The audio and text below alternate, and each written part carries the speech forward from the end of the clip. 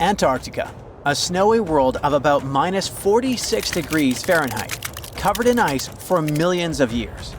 But it wasn't always this way. Scientists just found something buried deep beneath the seafloor that shouldn't exist. Tiny golden droplets of amber. This means that Antarctica was once teeming with life and thick with trees. But something happened to it. Something that could reshape the way we see our own future. Antarctica has been a land of howling winds for millions of years. No tree can grow here today. But scientists who studied those lands decided to drill deep beneath the Antarctic surface. They went thousands of feet below the ice, pulling up ancient layers of sediment. And there, trapped in time, they found tiny pieces of golden amber. Amber is basically fossilized tree resin. It's found all over the world, often with perfectly preserved pieces of ancient life. Insects trapped mid-flight, pollen frozen in time. Entire tiny ecosystems can be locked inside golden droplets. In every continent, but not in Antarctica. Until now. They discovered tiny specks from 0.5 to 1 millimeter in size, smaller than a grain of sand, but with huge significance. This droplet had once oozed from the bark of a tree about 90 million years ago. What's even wilder, amber is only produced by certain types of trees, the ones that grow in humid, temperate rainforests and jungles. That's when the realization hit. Antarctica used to be a rainforest. Those tiny flecks of amber, clearly seen only under a microscope, tell us a vivid story of a living and breathing ecosystem. Around 90 million years ago, during the Cretaceous period, when dinosaurs ruled the Earth, Antarctica could have been covered in lush, swampy forests filled with towering conifers, ferns, and ancient plants. Some of the fragments showed signs of damage. That means the trees that produced them had been injured, perhaps by wildfires or parasites. Though despite that, and despite the fact it spent millions of years on the seafloor, this amber was almost perfectly preserved. Solid, transparent, and free of cracks. Normally, amber buried under extreme pressure and heat just crashes over time. But this piece, it survived. That means other pieces could survive as well, and we might find more of them on the ocean floor. But this wasn't the first sign that Antarctica had once been a different place entirely. It started in 2017. A team of scientists drilled deep into the seabed near Pine Island Glacier on Antarctica's west coast. They pulled up sediment cores, long cylindrical samples of Earth that had been buried for millions of years. And it was insane. Inside these layers they found fossilized roots, pollen, spores, traces of an ancient forest that had once thrived here. And that's exactly what they'd been studying ever since then. In order not to damage anything, they had to spend years of hard work, breaking down the sediment into thousands of tiny pieces and scanning them all under fluorescent microscopes. The same team also found another piece of the puzzle back in 2020. They found more sedimentary samples from the ocean floor that pointed to a land of dense trees, rivers, and wetlands. A world that looked more like the Pacific Northwest or New Zealand. But why was Antarctica so warm back then? Well, that's all because of the atmosphere. 90 million years ago, Earth's carbon dioxide levels were terrifyingly high. It was literally one of the warmest periods in history, with temperatures soaring even at the poles. Think about it. Antarctica had no ice caps. Instead, it could have had buzzing insects and maybe even dinosaurs wandering through its forests. But in order to learn what happened to them, the team has to find more evidence. Antarctica really is a place full of mysteries. It's hard to study because it's covered in snow and ice so much that we don't even know its true shape and size. Some parts of the ice sheet are over 3 miles thick, half the depth of the Mariana Trench, the deepest trench on Earth. Luckily, snow has a great quality. It can freeze things in time perfectly. Layer by layer, year after year, it buries nature's past like a time capsule. Luckily, snow has a great quality. It can freeze things in time perfectly. Layer by layer, year after year, it buries nature's past like a time capsule. At first, fresh snow is soft and shifts easily in the wind, full of air. But as more snow piles on top, it compresses, squeezing out the air pockets and hardening into dense ice. This freezing pressure locks everything inside. It traps ancient plants, animals, and even entire landscapes. And they literally get frozen in time, because the extreme cold slows down decay. It stops bacteria growth, preventing rot, and keeping things almost perfectly intact for thousands, sometimes even millions of years. That's exactly what's going on in Antarctica. Scientists have to literally scan it all the way down this snow in order to find what this place looked like millions of years ago. What they found is an entire lost world buried under miles of ice. It was beneath the thickest ice of East Antarctica, near the Aurora and Schmidt subglacial basins. The weight of the ice has been so immense for so long that it actually protected the land from erosion. Scientists call it the ghost of Antarctica's landscape, and it's nothing like the smooth, flat wasteland seen from above. They found rivers that once flowed freely, now frozen in place, valleys carved by water, even 3 massive, sharply peaked hills. But what are they? To understand that, we need to go even further back in time, to the era when Antarctica was still part of a lost supercontinent. Hundreds of millions of years ago, the land we now call Antarctica was part of Gondwana, an enormous supercontinent that included South America, Africa, India, Australia, and Antarctica all fused together. But as Earth's tectonic plates slowly drifted apart, Gondwana broke into pieces. Antarctica was ripped apart, its land stretched and fractured. The massive ice sheets that formed later covered these broken land masses, preserving them like frozen fossils. As the ice shifted and melted over time, valleys formed, and ancient rivers likely carried water toward a coast that was hundreds of miles away from where it is now. But that's not the only thing Antarctica has hidden. If you stripped away the ice, you wouldn't see a smooth, empty continent. You'd see a super dramatic landscape, towering mountains, deep valleys, even fiery volcanoes. In West Antarctica, at least 138 volcanoes are buried under the ice. One of them, Mount Erebus, is still active. And inside, it has warm volcanic caves where you could walk in a t-shirt. Oh, and if it wasn't weird enough, Erebus is also spewing out gold. Yep, the actual tiny specks of gold from deep within the Earth. Scientists believe this happens because magma, the superheated semi-molten rock beneath the Earth's surface, carries liquid gold with it as it rises. Every single day, Erebus releases about 0.2 pounds of it. That's worth around $6,000 per day. In a year, that adds up to 64 pounds, or more than $2 million, floating into the sky. Unfortunately, before we grab shovels, we gotta remember that those are just microscopic particles.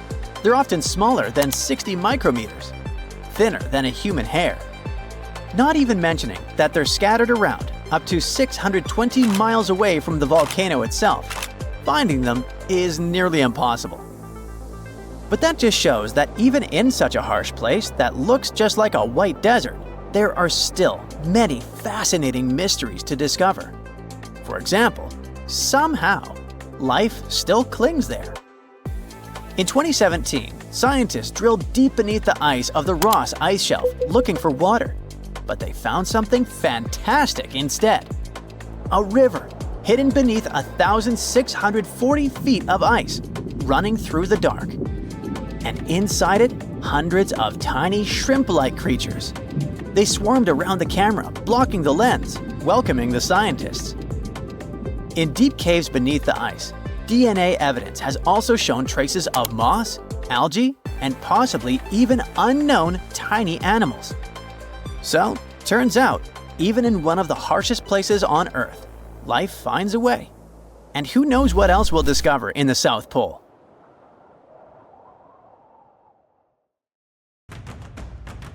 Scientists discovered something Atlantis-like near Australia. There used to be an entire continent that's now underwater. Here's what happened to it. Around 70,000 years ago, during the last ice age, there was a huge landmass called Sahul. It was located in the southwestern Pacific Ocean. This ancient supercontinent connected what we now know as Australia, New Guinea, Tasmania, and the Aru Islands into one giant piece of land. Imagine lush tropical rainforests surrounded by beautiful mountains. Sahul's tallest mountains were in the New Guinea highlands, with peaks reaching over 13,000 feet. This beautiful place was home to a variety of unique animals, most of which were pouched creatures. But back then, they weren't just koalas and kangaroos. Sahul was filled with different types of grazers, burrowers, scavengers, and predators. It was home to a huge diprotodon, a powerful hunter Thiosolio, and a horrifying megalania, a creature that's much larger than any living lizard today. It was a unique place because the rest of the world was filled with placental animals at the time, like wolves, elephants, and humans. In Sahul, the only normal mammals were bats and rodents. But not all its parts were the same. The Timor, Arafura, and Carpentaria regions were covered by hot savanna and dry forests. It looked kinda like modern Australia, hot air deserts with scrubland, steppe, and temperate forests along the eastern coast. Back then, people were migrating all across the world. They made an incredible journey from Southeast Asia to Sahul and first arrived here from 60 to 45,000 years ago. They mostly traveled by foot and crossed the sea using bamboo rafts and simple boats. They came there from an ancient landmass called Sunda, which includes parts of Southeast Asia. They traveled across a series of islands known as Wallachia and eventually spread across Sahul. And it wasn't a small journey. Sahul was huge, around 4.1 million square miles. That's bigger than the USA or Canada. It stretched from the equator to around the southern part of New Zealand. So they arrived in what is now Australia and became Australia's first people. Scientists think that Sahul had a population of 500,000. We've discovered cave paintings that date back around 40,000 years. It's a hunting scene depicting an anoa, or miniature buffalo, facing figures of humans and animals. Researchers are trying to figure out how these early settlers moved across Sahul and where we might find archaeological evidence of their journey. To do this, they created a landscape evolution model. The simulation showed how Sahul changed between 75,000 and 35,000 years ago. It showed potential migration routes and archaeological sites. Humans likely traveled along coastlines and rivers. But how did Sahul get submerged off the coast of Australia, similar to the mythical Atlantis? During the last ice age, much of the Earth's water was locked up in large ice sheets and glaciers. The sea levels were much lower than they are today. After that, the global temperatures increased. The ice sheets melted and the sea levels rose, flooding the land bridges that once connected different parts of Sahul together. About 8,000 years ago, New Guinea separated from mainland Australia, and then, about 6,000 years ago, Tasmania did the same. We still can explore the underwater parts of Sahul thanks to new technology. Divers explore and collect samples directly from the ocean floor. Underwater drones can go to places that are too deep or dangerous for humans to explore. And with sonar mapping, scientists use sound waves to create maps of the ocean floor. It's like using an echo to see what's underwater. The sound waves bounce off the seabed and come back, helping us create a picture of what it looks like. Deep underwater, archaeologists have found stone tools and other artifacts. They also discovered fossils of animals like Diprotodon and Thylasolio. By studying the underwater terrain of Sahul, they learned about the ancient rivers, lakes, and coastlines that existed during the Ice Age. But Sahul isn't the only underwater continent. Sahul isn't the only hidden gem of Southeast Asia. Take Sundaland, a place made up of Sumatra, Java, Borneo, and some other islands. This place was crazy huge during the Ice Age, but now almost fully underwater. Almost, but not entirely. The parts above the ocean are teeming with life. If you like birds, check this place out. It has almost a fifth of the world's bird species.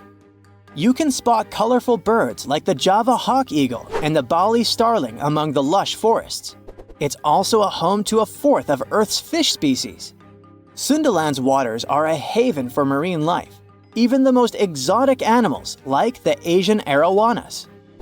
It's also a treasure trove of flowers. That's where you can find Rafflesia and Titan arum, the world's largest flowers. This makes it very similar to Zealandia. Zealandia is a long, narrow piece of land about half the size of Australia. It broke from Antarctica about 100 million years ago. Just like Sundaland, it isn't fully underwater. 7% of it stayed above sea level. This sticking out little piece is what we now call New Zealand, along with Stewart Island and some smaller islands.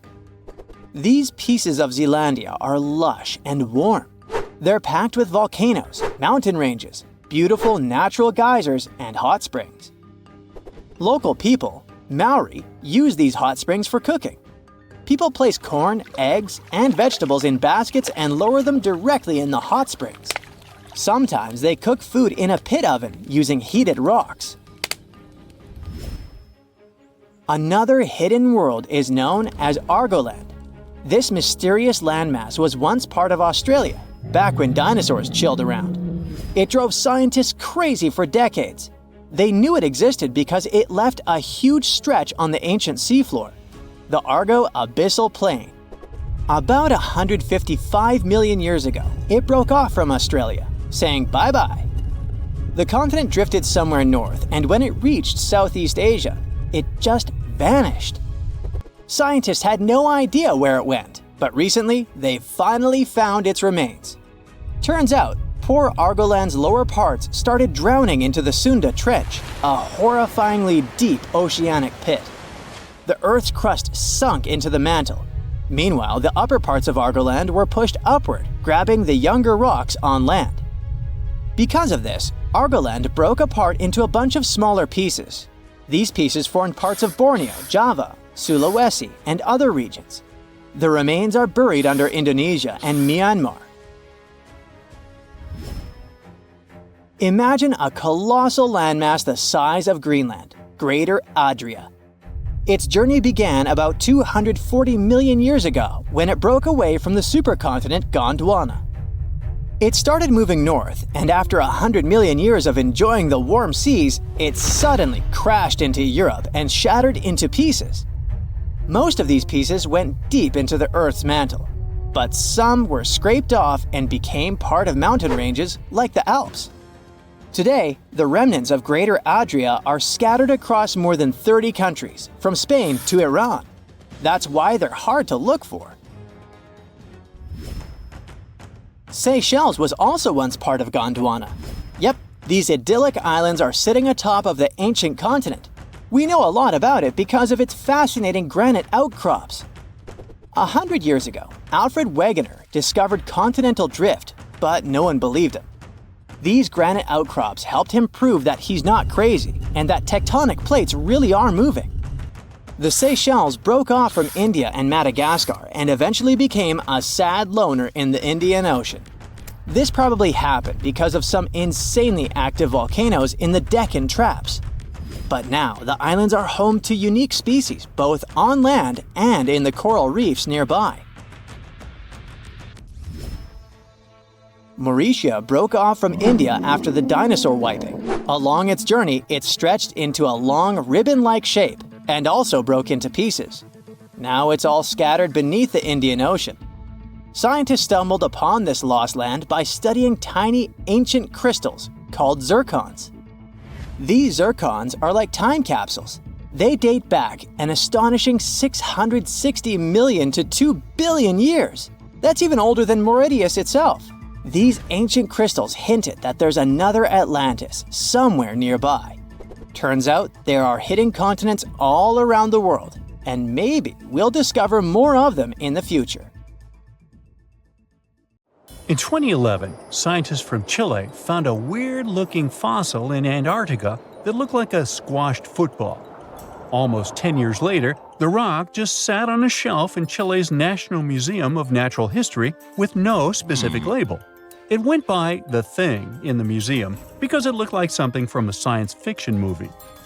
When the scientists finally got their hands on the strange fossil, it turned out it was actually a giant softshell egg from around 66 million years ago. This one is more than 11 inches long and 7 inches wide. A regular chicken egg is just 2.5 inches long, and an ostrich egg is almost 6 inches long for comparison. So, the Thing won the title of the biggest softshell egg ever found and the second largest egg of any animal we know of. The only bigger egg that was ever found was that of the extinct Madagascan elephant bird, which is also 1.5 times as tall as Michael Jordan. The bird, not the egg. The Antarctic egg is also special because it's the first fossil ever found in this part of the world. So, whoever left it there must have been one big creature, probably a giant sea turtle that lived long ago, like a mosasaur. This is surprising because most scientists thought these creatures didn't even lay eggs. So this discovery could change what we know about them. The egg is also unique because it has a thin eggshell and no pores, which is totally different from most dinosaur eggs. It actually looks more like the eggs of lizards and snakes, but it came from a giant creature related to these animals. No known dinosaurs or flying reptiles from that time and place were big enough to lay such a huge egg, so it must have been a mosasaur after all. But we can't be 100% sure. Scientists did a lot of work and studied 259 types of living reptiles, like lizards and snakes, and their eggs. From this, they figured out that the mommy who laid the egg was probably at least 23 feet long, not counting her tail. During the late Cretaceous period, this part of Antarctica might have been like a nursery. Paleontologists have found bones of tiny mosasaurs and plesiosaurs in the same area, along with bones from the grown-up ones. Archaeologists in Norway made another cool but literally discovery and found dozens of arrows that had been hidden in ice for 6,000 years. They were melting out of a large ice patch in the high mountains, covering an area of about 45 football fields. In 2014 and 2016, when the summers were extra warm, scientists went to an ice patch called Langfoni to look around. They also found lots of reindeer bones and antlers there. Some of the arrows were whole and some in pieces, along with 5 arrowheads around the melting ice patch. This is more arrows than have been found at any other frozen site in the world. Some of the 68 found arrows date back to the Neolithic period, and the newest ones are from the 14th century of the Common Era. Ice is like the perfect time machine that can preserve whatever ends up there in an almost perfect condition. Langfoni became famous as one of the first ice patch sites after a local hiker found a 3,300-year-old leather shoe right next to its edge. Scientists are studying places like this to understand how people used these sites and how the ice patches from Norway to North America changed over time. Now, once upon a time, around 32,000 years ago, to be exact, a squirrel buried some seeds near a river in Siberia. Am I the only one getting the Ice Age vibes? Anyway, these seeds belong to a plant with cute white flowers. Thousands of years later, a group of scientists found these seeds buried deep in the frozen ground, about as far down as a 12-story building is tall. The seeds were surrounded by ice and bones of animals, like mammoths, bison, and woolly rhinoceroses. The mature seeds had been damaged, maybe by some squirrel, but some of the younger seeds still had good plant parts inside them. The scientists carefully took those out and put them in small containers to help them grow. And here comes the coolest part. They were able to grow the plants. Their flowers were shaped a little differently from the flowers of the same plant that grows today. After a year, the Ice Age plant even made new seeds. Based on this, the scientists suggested that permafrost could be a depository for an ancient gene pool, and we could find extinct species there and bring them back to life. Scientists on an icebreaker in Antarctica were looking for whales, but found something way more unusual. The camera behind the ship, which is as heavy as a car, detected 16 million icefish nests on the floor of the Weddell Sea. The nests were located about every 10 inches in all directions and covered an area of 93 square miles, which is slightly bigger than the whole of Washington, D.C. The colony even had a distinct border, which was a line in the sand. The scientists were in the area because they were studying a special spot in the ocean where the water was a little warmer than the water around it. In this warmer water, they found tiny animals called zooplankton near the top. When the young icefish hatch, they swim up to this area to eat the zooplankton before going back down to the seafloor to grow up and have their own offspring. Since there was so much food, it made sense to see icefish in this warm water. But they didn't expect to find such a huge number of icefish nests, much more than anyone had ever seen before. New Zealand's Antarctic Heritage Fund found some old photo negatives in a hut in Antarctica. They turned out to be unique images from the Ross Sea Party. It was a famous failed expedition led by Ernest Shackleton. He wanted to become the first person to cross Antarctica by land, from the Weddell Sea to the Ross Sea, passing through the South Pole. But things went wrong when their ship, the Aurora, was blown out to sea. They had to use the hut from another explorer, Captain Robert Falcon Scott. His goal was to be the first person to reach the North Pole, but sadly, he didn't succeed either. The negatives were made of cellulose nitrate and were found stuck together in the small box. The Trust took the negatives back to New Zealand, where they carefully separated them and discovered 22 hidden images. Many of the photos were damaged, but the Trust could still recognize some familiar places around McMurdo Sound, a well-known area in Antarctica. No one knows for sure who took the pictures. In December 2021, some scientists noticed a strange mark on the Larsen ice shelf, a giant sheet of ice off the eastern coast of Antarctica. They thought it might be a river flowing under the ice, so they drilled down over 1,600 feet to check it out. They expected to find water, but they didn't expect to see that the water was full of fast-moving creatures called amphipods.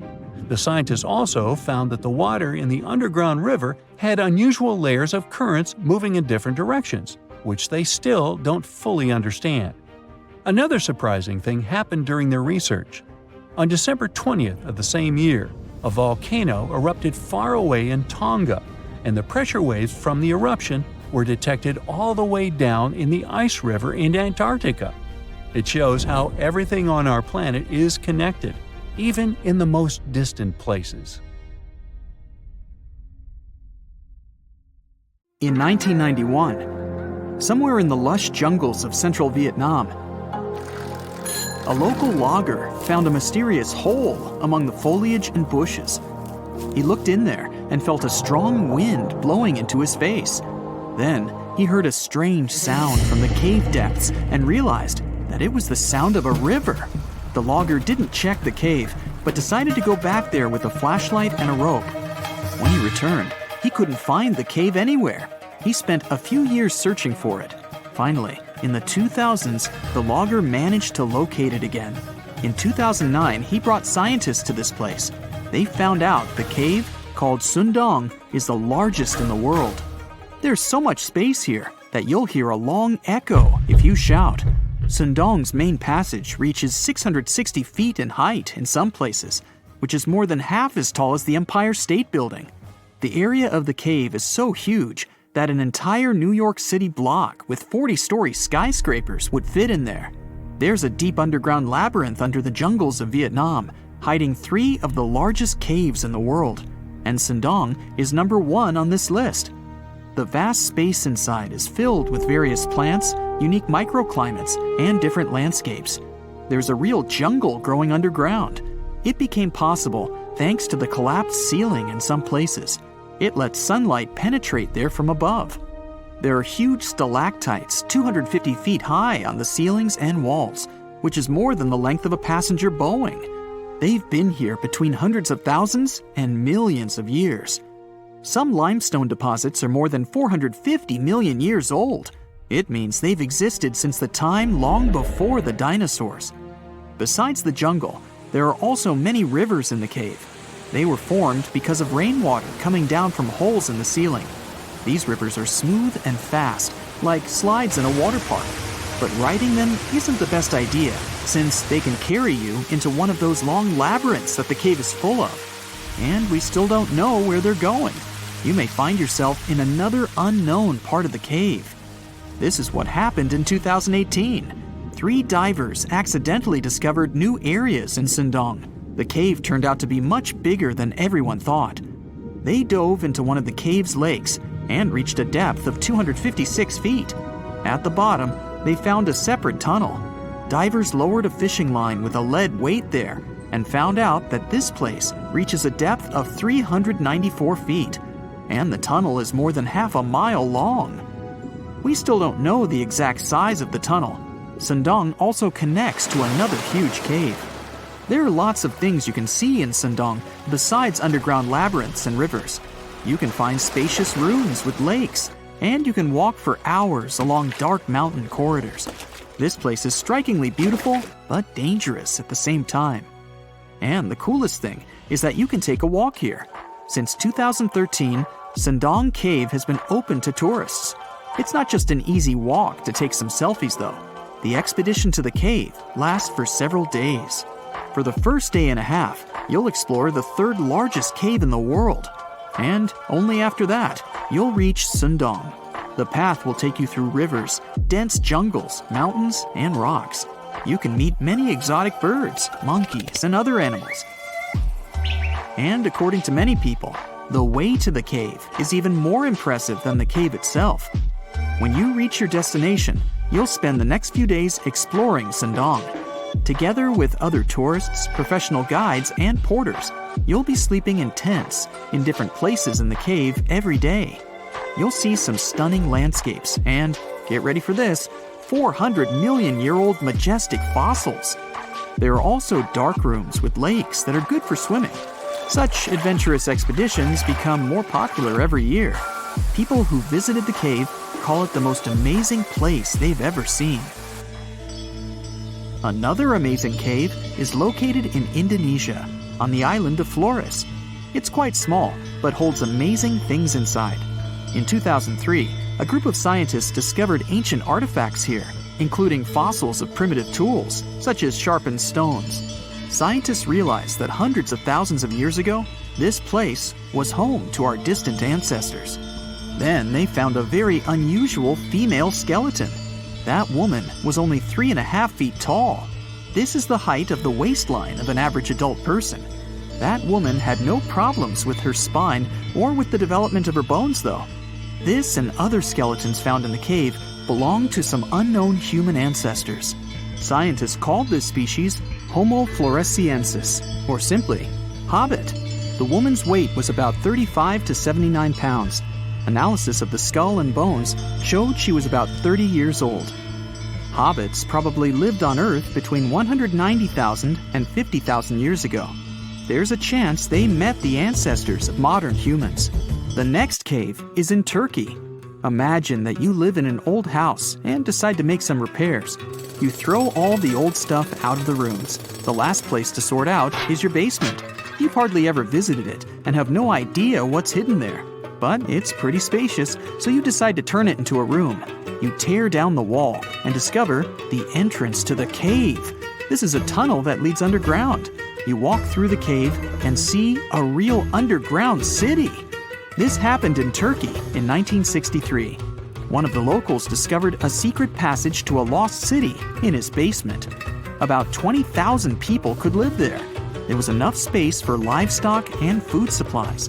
It's not just a maze of tunnels.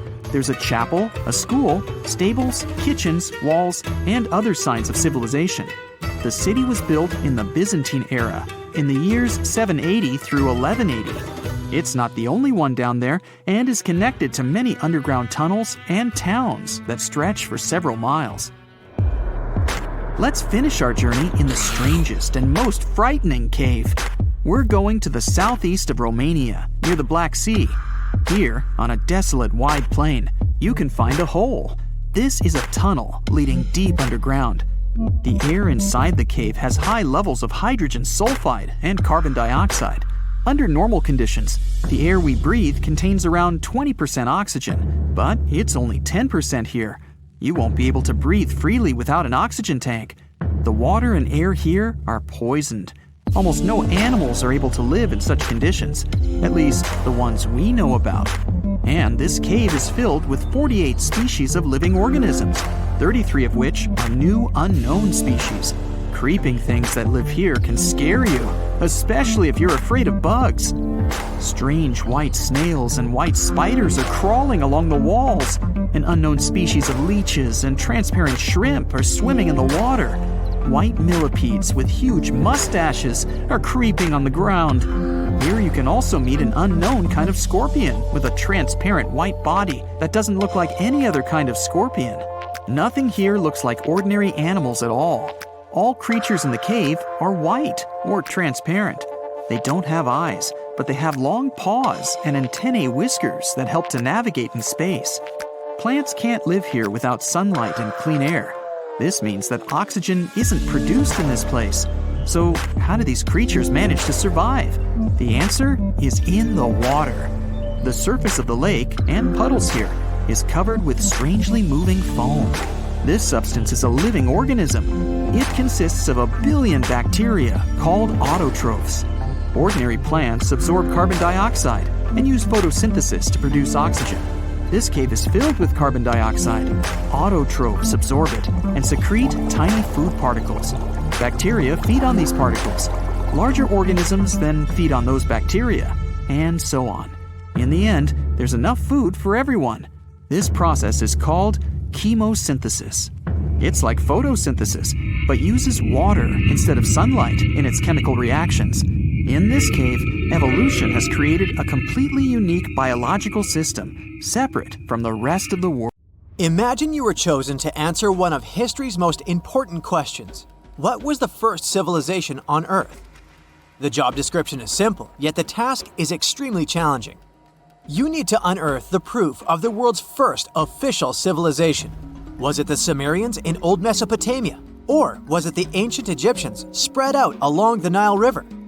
Not to make you nervous or anything, but history is quite literally in your hands. Good luck! Since you can't turn back the clock and visit Old Mesopotamia to get the answers to your questions, you'll need to research museum databases in order to get some clues. First things first, we need a definition of what is considered a civilization. It's not just thousands of people grouped together and living harmoniously. There are some key elements that together make a group of people a civilization. Like, for example, the domain of urbanism, aka city building, irrigation systems, and writing. You decide to begin your search by diving deep into the history of the Sumerians, which today hold the position of the world's first civilization. Now, imagine being the first of your kind. This means having no external examples. Rather, it means starting from scratch. First thing you'll need, a piece of land. And since there were no active water companies in the world at that time, you'll need a piece of land with easy access to water. So, the Sumerians settled between two major rivers, known as the Euphrates and the Tigris in southern Mesopotamia around 5000 BCE. Fun fact, Mesopotamia translates to the land between two rivers. On a modern-day map, it's more or less where Iraq is situated today. Together with land, a civilization needs ways to get food. The Sumer civilization had to face a dry and hot climate, but they managed to make agriculture thrive in the region. By diverting river waters and creating reservoirs and dams, the Sumerians allowed for a series of settlements to emerge across Mesopotamian plains. The famous city of Babylon was one of them. You know, the city that supposedly had those hanging gardens? I say supposedly because no definitive proof of the real existence of this monument has ever been found. However, it was considered one of the 7 wonders of the ancient world, and cited as a remarkable feat of engineering in an ancient book published around 290 BCE.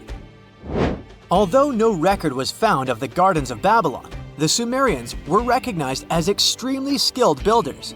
Their cities were filled with mud brick constructions, and the most impressive ones were known as ziggurats, stepped pyramids that were built for spiritual purposes. The Sumerians built a trade network to supplement scarce resources and started to exchange goods with civilizations rising nearby, like Anatolia and Egypt. The beginning of trade was what drove the Sumerians to develop what is believed to be the world's first writing system. It began as a simple system, likely dating back to 3400 BCE. In this system, each syllable was represented with a drawing. Later, it gradually evolved into a fully formed cursive writing system. Don't believe me? Take a look at this piece from the Babylonian times. This huge basalt plaque is called the Hammurabi Code. It's known to be humanity's first collection of written laws. As far as the story goes, it was carved in volcanic stone around year 1760 BCE. Look at the precision of these carvings. It's quite astonishing.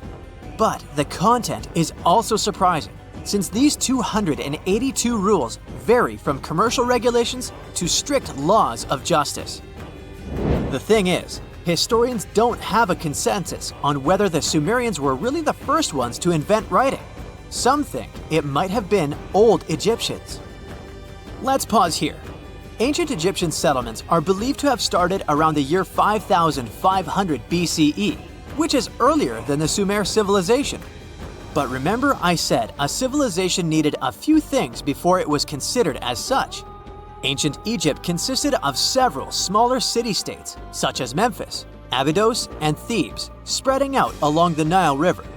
It wasn't until 3000 BCE that Egypt was unified under one kingdom and lasted as an empire until nearly 1000 BCE. Although there is no consensus on this, some Egypt experts believed that it could have been Sumerian immigrants that founded early Egyptian settlements. The proof could be the presence of cylinder seals made of hard stone, something that was widely used in Sumer. These seals were used to guarantee authenticity in legal transactions, but it's hard to say whether this method was introduced by Sumerian immigrants or simply by trade. Since the time period is not one of the criteria we can use to determine who came first, we'll have to turn to something else. But what? Like the Sumerians, the Egyptians were also highly skilled builders. Duh, they built the famous Giza pyramids and many others all over their territory. In order to enhance their building techniques, they delved into developing a more profound understanding of mathematics. They developed a new form of measurement called the cubit, which was the equivalent of an arm's length. The Great Pyramid, for instance, is 440 cubits per 440 cubits. They were also innovative astronomers, combining their mathematical skills with attentive astronomical observation. They were the first civilization to use a 24-hour division of the day. And they even created a solar calendar, which was the first dating system in history to feature 365 days in 1 year. Okay, it's undeniable how impressive they were. But some experts say that the dispute has to be settled through the comparison of their writing systems. Hieroglyphic writing, the first Egyptian style of writing, is said to date back to 3000 BCE. It was a composition of over 700 symbols, which were carved in stone. For a long time, researchers believed that the Sumerian writing had come before Egyptian, but in a recent discovery made by Yale researchers claims otherwise. Archaeologists have discovered a panel of 4 signs that are believed to have been written around 3250 BCE. Oh, and they've also found another rock drawing depicting a pregnant elephant that can date back to 4000 BCE. Now, there's also a third possibility that fewer people seem to mention: the Indus Valley Civilization, also known as Ancient India, located around the area of modern-day Pakistan and India. The Indus Valley Civilization is also a contender for the oldest civilization due to the uncertain historical origins of the Hindu collection of texts known as the Upanishads. The Indus Valley civilization flourished around 3000 BCE, but records show that people in the Indus Valley were trading with Mesopotamians as early as 3500 BCE. Now, wait a minute. How is it possible? No, they weren't time travelers. This isn't a sci-fi movie. There already were agricultural settlements in the area that were slowly growing into bigger cities, such as Harappa and Mohenjo-Daro. Ancient Indian cities were sophisticated, filled with baked brick homes built in a grid system. These ancient cities even had draining and sewage systems that connected most homes and used gravity to carry waste outside of the city. They were pretty advanced. They were also an extremely religious civilization, and Hindu beliefs were at the center of their practices. Despite that, their cities weren't filled with spiritual buildings. Actually, Mohenjo-Daro's most important building was a public bath. Interesting, huh? Now, why can't we know if they were the oldest civilization on Earth? Even if some historians suspect that the origins of the Indus Valley people can be traced back to 5000 BCE, there is no concrete evidence of this, only speculation. The best proof we have is the Upanishads. The Upanishads are texts filled with philosophy, mantras, and ceremonies. The thing is, part of Hindu practices included memorizing and passing down the wisdom of the Upanishads in oral form. So, it took a while before it appeared as a written script. Well, I'd say historians aren't really sure what was the world's first civilization. We can only guess at this point, but who knows what new discoveries might reveal. Let's dive into the fascinating world of Tamil, a language that's truly one of a kind. From its vibrant history to its user-friendly nature and its wide coverage, Tamil is a linguistic gem that'll leave you in awe. For starters, Tamil holds the title of being the oldest living language on the planet. I mean, it's been around for more than 5,000 years. It's hard to know if it's truly the oldest language ever, but it sure takes the cake for being the oldest living language still in use today. The word Tamil itself isn't just a one-trick pony. It has multiple meanings up its sleeve. Of course, it refers to the language itself, but it also signifies beauty, sweetness, and even the concept of being natural. Talk about a versatile word. How many people still speak this language today, you might wonder? Tamil is like the rock star of languages in India, with over 84 million native speakers. Globally, almost 90 million people proudly call Tamil their mother tongue. Hold on to your hats, because things are about to get divine. In India, you'll find a temple dedicated to none other than Tamul Tai. Now, Tai means mother, and this deity is considered the personification of the Tamil language as a loving and nurturing parent. This language is also not just limited to its homeland. It's a language that has spread its wings across its neighboring areas. For instance, it's also an official language in Singapore and Sri Lanka. Not to mention, it's also recognized as a minority language in South Africa, Malaysia, and Mauritius. Have you ever wondered how it all started? You know, the whole spoken word shenanigan? And where? It's not like words magically popped out of thin air, right? It must have taken quite some time to develop.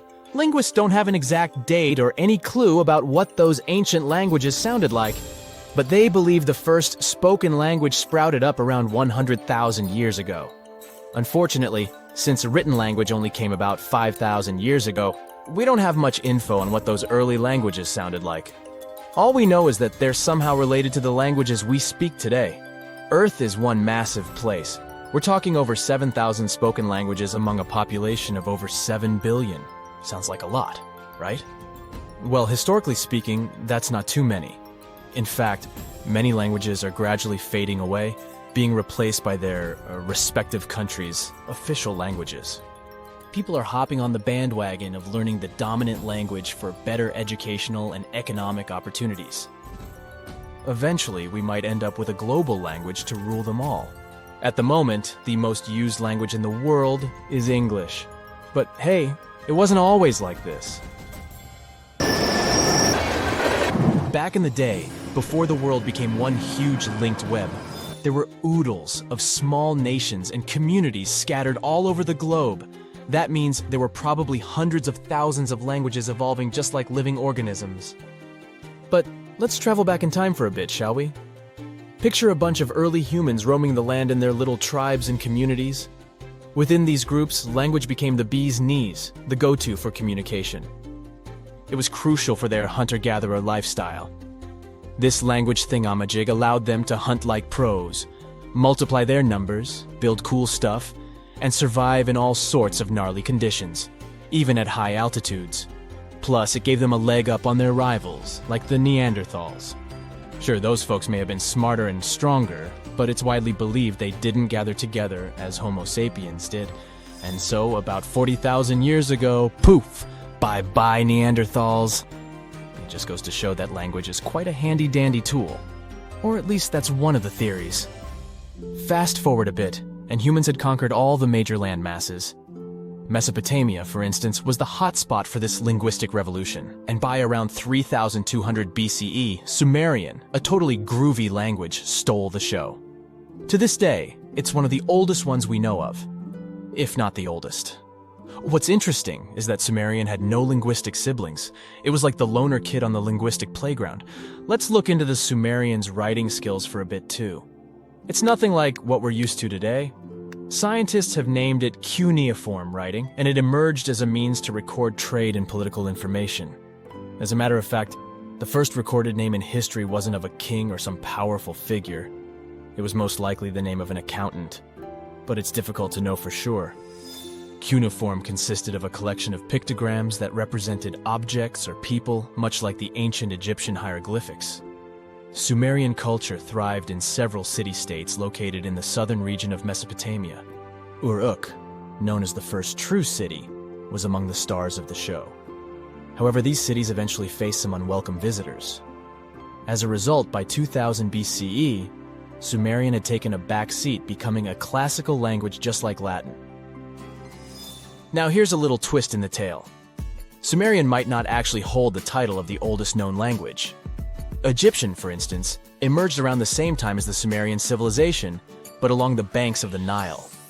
This ancient language also made use of pictograms in its writing system, but it did undergo some serious transformations due to its interactions with neighboring languages like ancient Greek, Persian, and Latin. By the time of Roman occupation, Egyptian had become a dead language, gradually replaced by Greek. Now let's give a special shout out to another one of those old languages that are still spoken today, Hebrew. This remarkable language has been around for over 3,000 years and has managed to remain relatively unchanged throughout its long history. Hebrew is one of the official languages in Israel, and around 63% of the population in this country speaks it. Also, there are approximately 6.1 million people all over the world who can proudly say that Hebrew is their first language. We can't finish up this list without mentioning the amazing Latin language.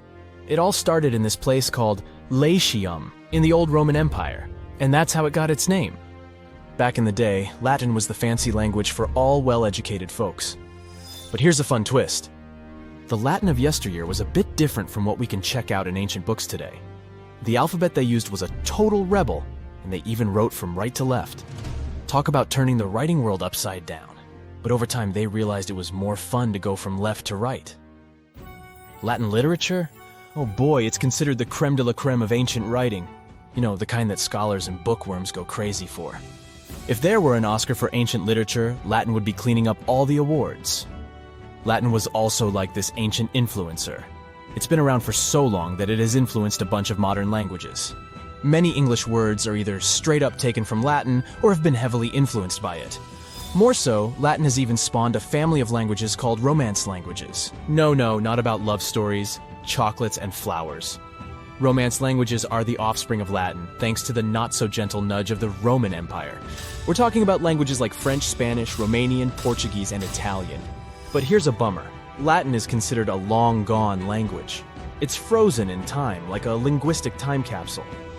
While living languages like English keep changing and growing, Latin is stuck in the past. It had its transformation and alteration phase when it was still spoken, but now it's just enjoying retirement in the linguistic retirement home. Regardless, Latin still sneaks into our daily lives without us even realizing it. You know when someone asks you the time and you say it's 4 p.m., well, guess what? You're speaking Latin. PM stands for post meridium, which basically means after midday. And AM? That's ante meridium, meaning before midday.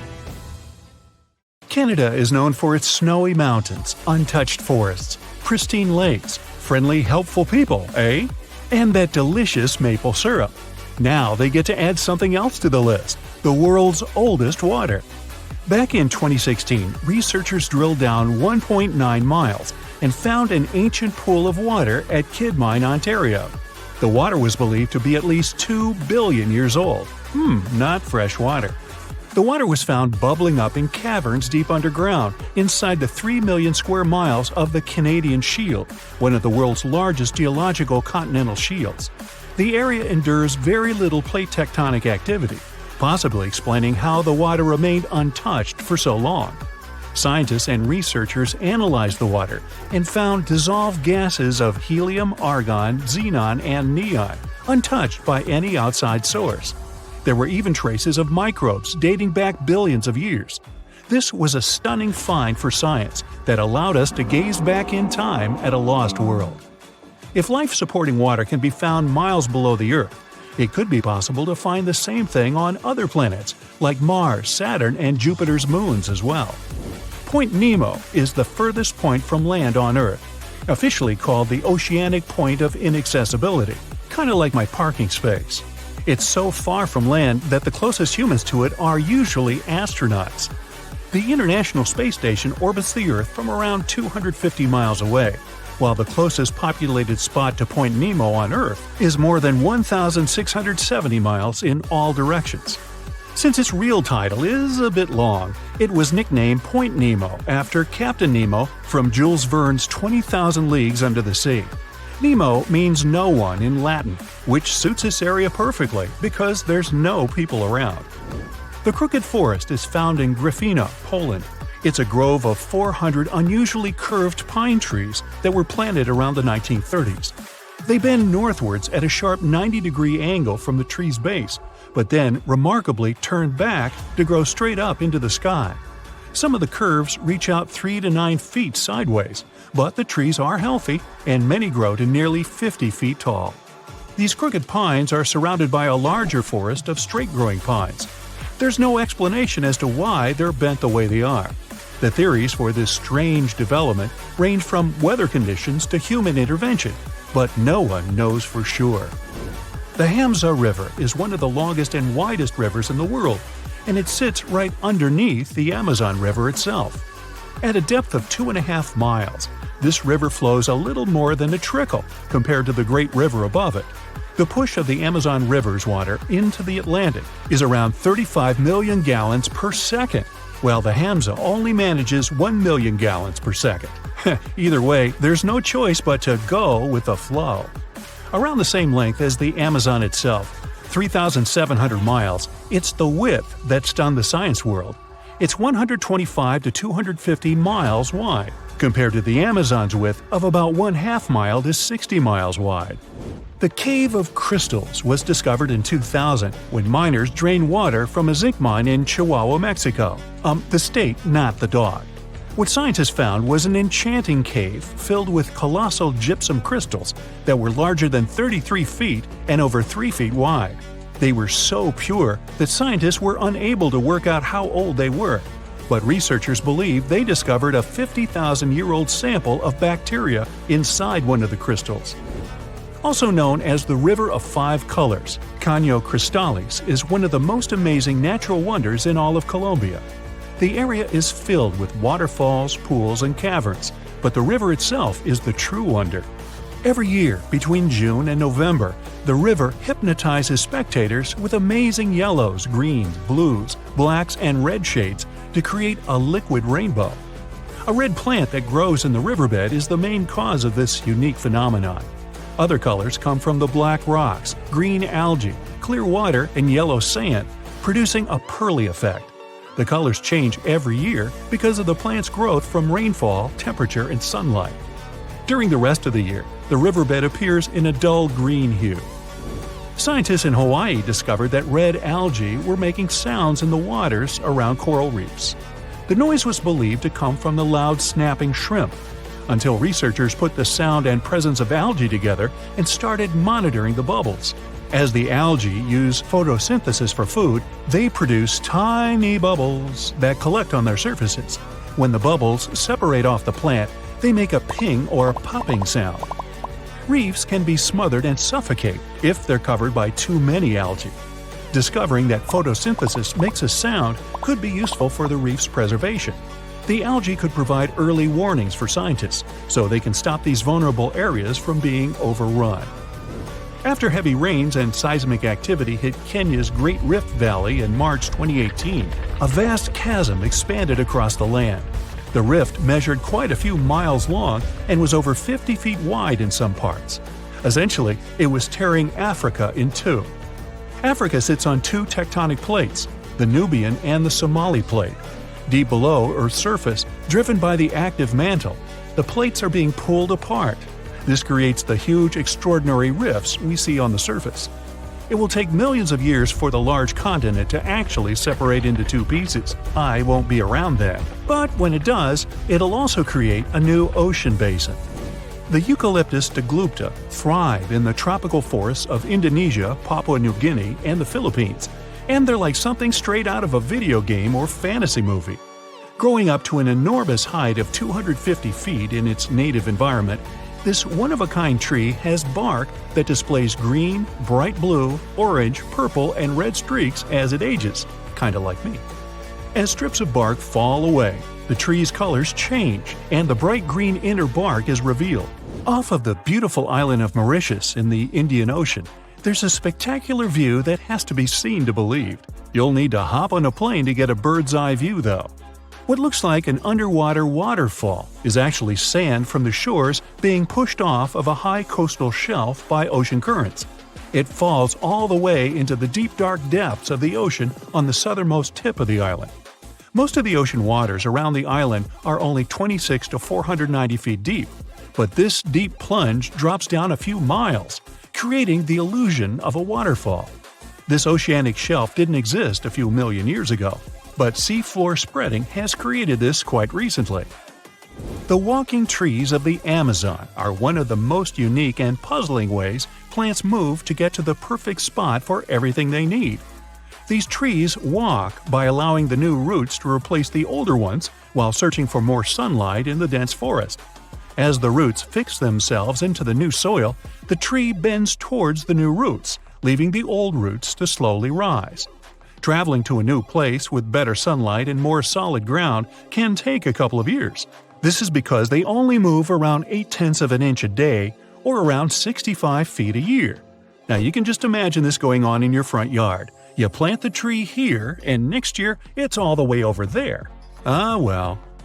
Down in southern Costa Rica, 300 stone petrospheres are dotted all over the forest. Some weigh as much as a bowling ball, while others can be up to 15 tons. Their purpose and how they were made so long ago are lost to us. Discovered in the 1930s, a lot of them were removed and transported around the world. It wasn't until the 1970s that we began to preserve and protect these stones. While the stones are mostly a mystery, archaeologists know they're made from granodiorite rock, similar to granite. If they were carved by a civilization, their near-perfect shape must have been made by chiseling away with small stones. Ethiopia's Danakil Depression is an environment that looks like it belongs on another planet. Filled with lava pools, bright neon-colored hot springs, and vast salt flats, it's also the contender for the hottest year-round temperature of 93 degrees Fahrenheit. Poisonous gases fill the area with hot springs filled with acid. Worse, it only receives up to 8 inches of annual rainfall. It's also one of the lowest places on the planet, at 410 feet below sea level. No wonder it's one of the most inhospitable places on the planet. Hey, sounds great. No crowds. Let's go. Now, let's assume that another species, whether humanoid or dolphin-like, could have existed millions of years ago. How do we find their traces? There was a Doctor Who episode about a non-human industrial civilization on Earth that existed long before us. These reptiles, called Silurians, were forced deep underground by a catastrophic rise of temperatures on Earth, and there they thrived for centuries. That inspired scientists to create the so-called Silurian hypothesis. If there was an advanced civilization before us, we should find their traces somewhere. Well, let's try. Climatologist Gavin Schmidt and astrophysicist Adam Frank decided to dive into this themselves. Like us, any technologically advanced civilization would be hungry for energy, so they looked for global effects that would leave a widespread mark. For example, hints of large-scale industrial processes, like plants and factories, and their leftovers. Then comes the question of how long these civilizations would last. If they existed for a long time, we should look for long-lasting signs, like residues from burning fossil fuels, mass extinctions, synthetic chemicals not found in nature, and even traces of nuclear fission. Basically, we should search for the same kinds of things that humans are currently leaving behind as evidence of our activities. Unfortunately, this evidence isn't that easy to find. Let's imagine an unsettling scenario if humanity suddenly disappeared. Even though it seems like we've left a lot of changes on our planet, the future civilization millions of years from now would struggle to find any remnants of our existence. Why? Well, our planet has existed for 4.5 billion years. Complex life on Earth has existed for more than 400 million years. Compared to that, our industrial period only lasted around 300 years, and we haven't left any significant traces. Our record of Earth's history is full of gaps, especially the further back you look. The fossil record captures only some things, being very selective and incomplete. On average, one fossil emerges every 10,000 years, and dinosaur footprints are even rarer. Mountains rise, oceans change, and plate tectonics can easily wipe out evidence of entire civilizations. After a couple of million years, chances are any physical signs of a civilization would disappear. In order to find at least something, we have to look for things like odd sediment patterns or unusual isotopic ratios. Also, fossils mostly form in water, leaving us in the dark about creatures on land or in the jungles. So even if there was a technologically advanced society millions of years in the past, and even if they were far more advanced than us, we might struggle to find any clues of its existence. Frank and Schmidt try to understand how we could ever hope to spot signs of them. Discovering actual cities would be the ultimate proof of a Silurian-style civilization on Earth. But Adam Frank isn't too optimistic. Even now, our cities cover less than 3% of the surface, making it easy to miss ancient city ruins. Whether a city survives over tens of millions of years depends on whether the land around it is sinking, getting locked into a rock, or rising, getting worn away by rain and wind. So places like the French Quarter in New Orleans might have a better shot of making it into the geologic record than, say, Haight-Ashbury in San Francisco. When it comes to finding artifacts, the odds are pretty slim as well. No prehistoric iPhone would survive millions of years, fancy glass or not. Finding their fossilized remnants might be a bit more promising, but it's still tricky. Considering modern humans have only been around for about 100,000 years, it's quite possible that we might overlook any traces of an earlier advanced species. There is one thing, though. We could stumble upon their traces in rocks. Our current chaotic era might leave a distinct mark on the Earth's geological history, especially since we're basically experiencing PTM 2.0. I'll get to that in a moment. So they try to look at the changes in the carbon cycle. Humans have been releasing a lot of fossil carbon since the 18th century. This leaves a special mark in the carbon isotope ratio, like a signature that shows the difference between carbon in living things, such as seashells, and carbon in lifeless volcanic rock. Scientists also look for signs in the way sediments are arranged. Large coastal deltas might mean that there were bigger rivers made by folks in this hypothetical civilization. Traces of nitrogen could suggest big-scale farming, where they used a lot of fertilizer. Spikes in metal levels in the sediment could mean runoff from heavy industries. Of course, a single find like that wouldn't tell us anything. Schmidt says the key is to look for multiple signs together. Without clear artifacts, the uniqueness of an event might show in various clues rather than a set of changes linked to a single cause. On a quest for Silurian-style clues, scientists even decided to check the moon. Some astronomers find it surprising that no one has looked into this before. They even joked about the possibility of dinosaurs building rockets and leaving traces on the moon or other celestial bodies. These astronomers think that Earth-like planets tend to erase signs of civilizations on their surfaces. So they're exploring the wild notion that these beings might have been space travelers. In that case, remnants of their technology, known as technosignatures, could be lurking not only on our moon, but also on asteroids, or even buried on Mars. There they might endure for millions or even billions of years.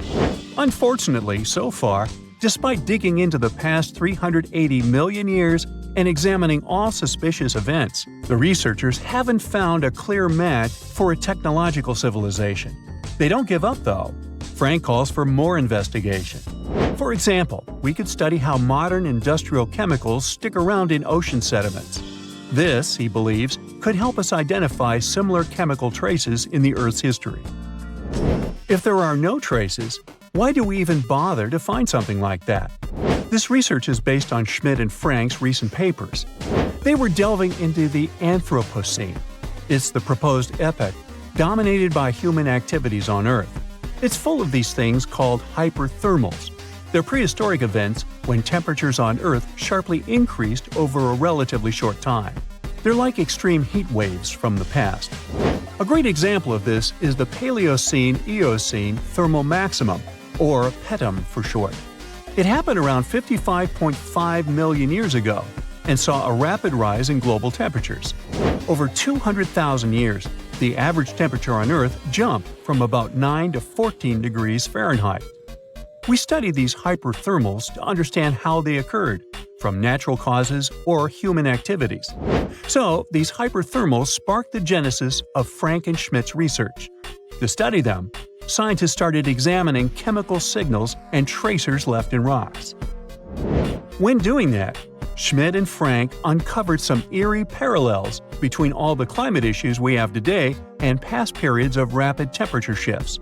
There's a close similarity between the PETM and other hyperthermal events.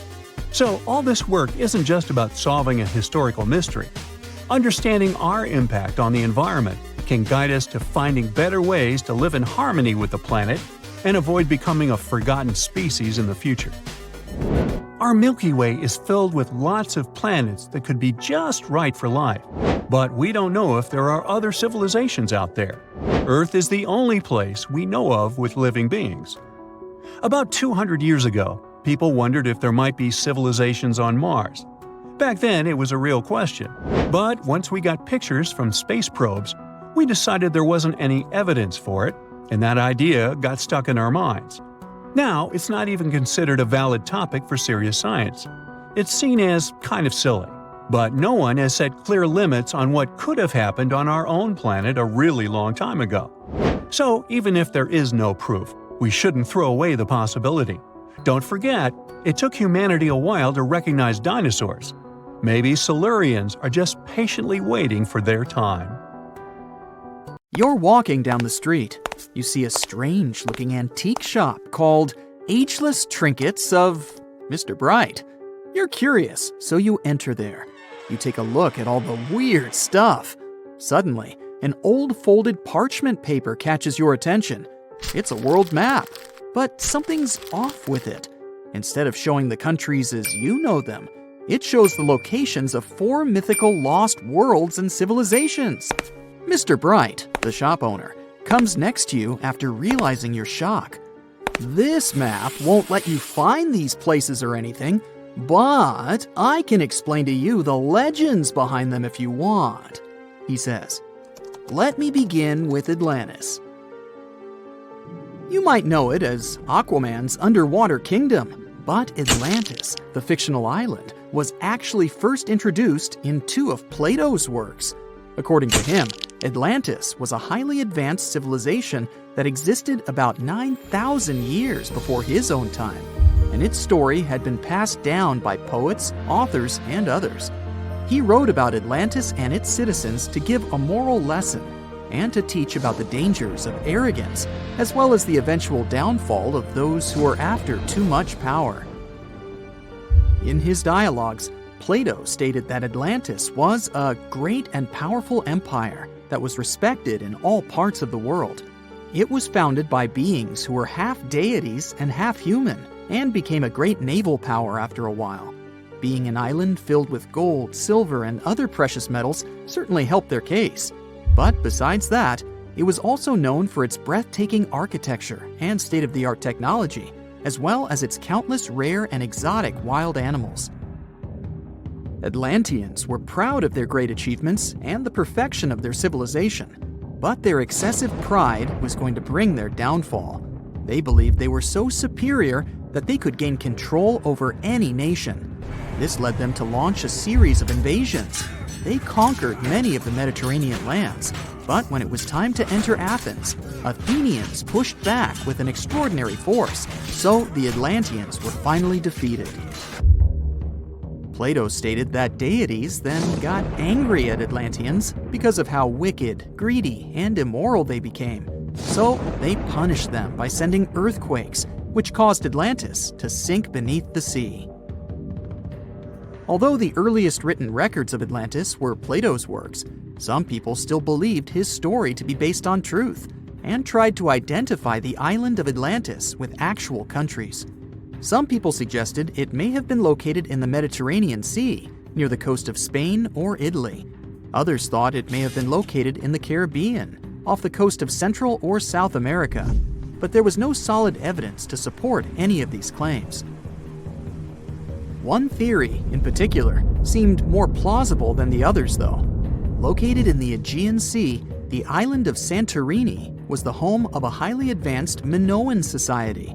However, due to a huge volcanic eruption, it was destroyed about 3,600 years ago, causing the Minoan civilization to suddenly disappear.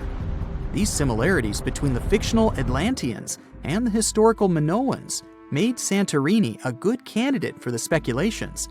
Yet again, there were still major flaws with it, such as how the time when Plato said Atlantis was destroyed doesn't coincide with the time of Santorini's eruption.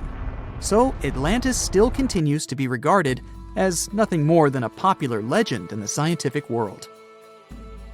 Now, let's move toward the northeast direction on the map, Mr. Bright says.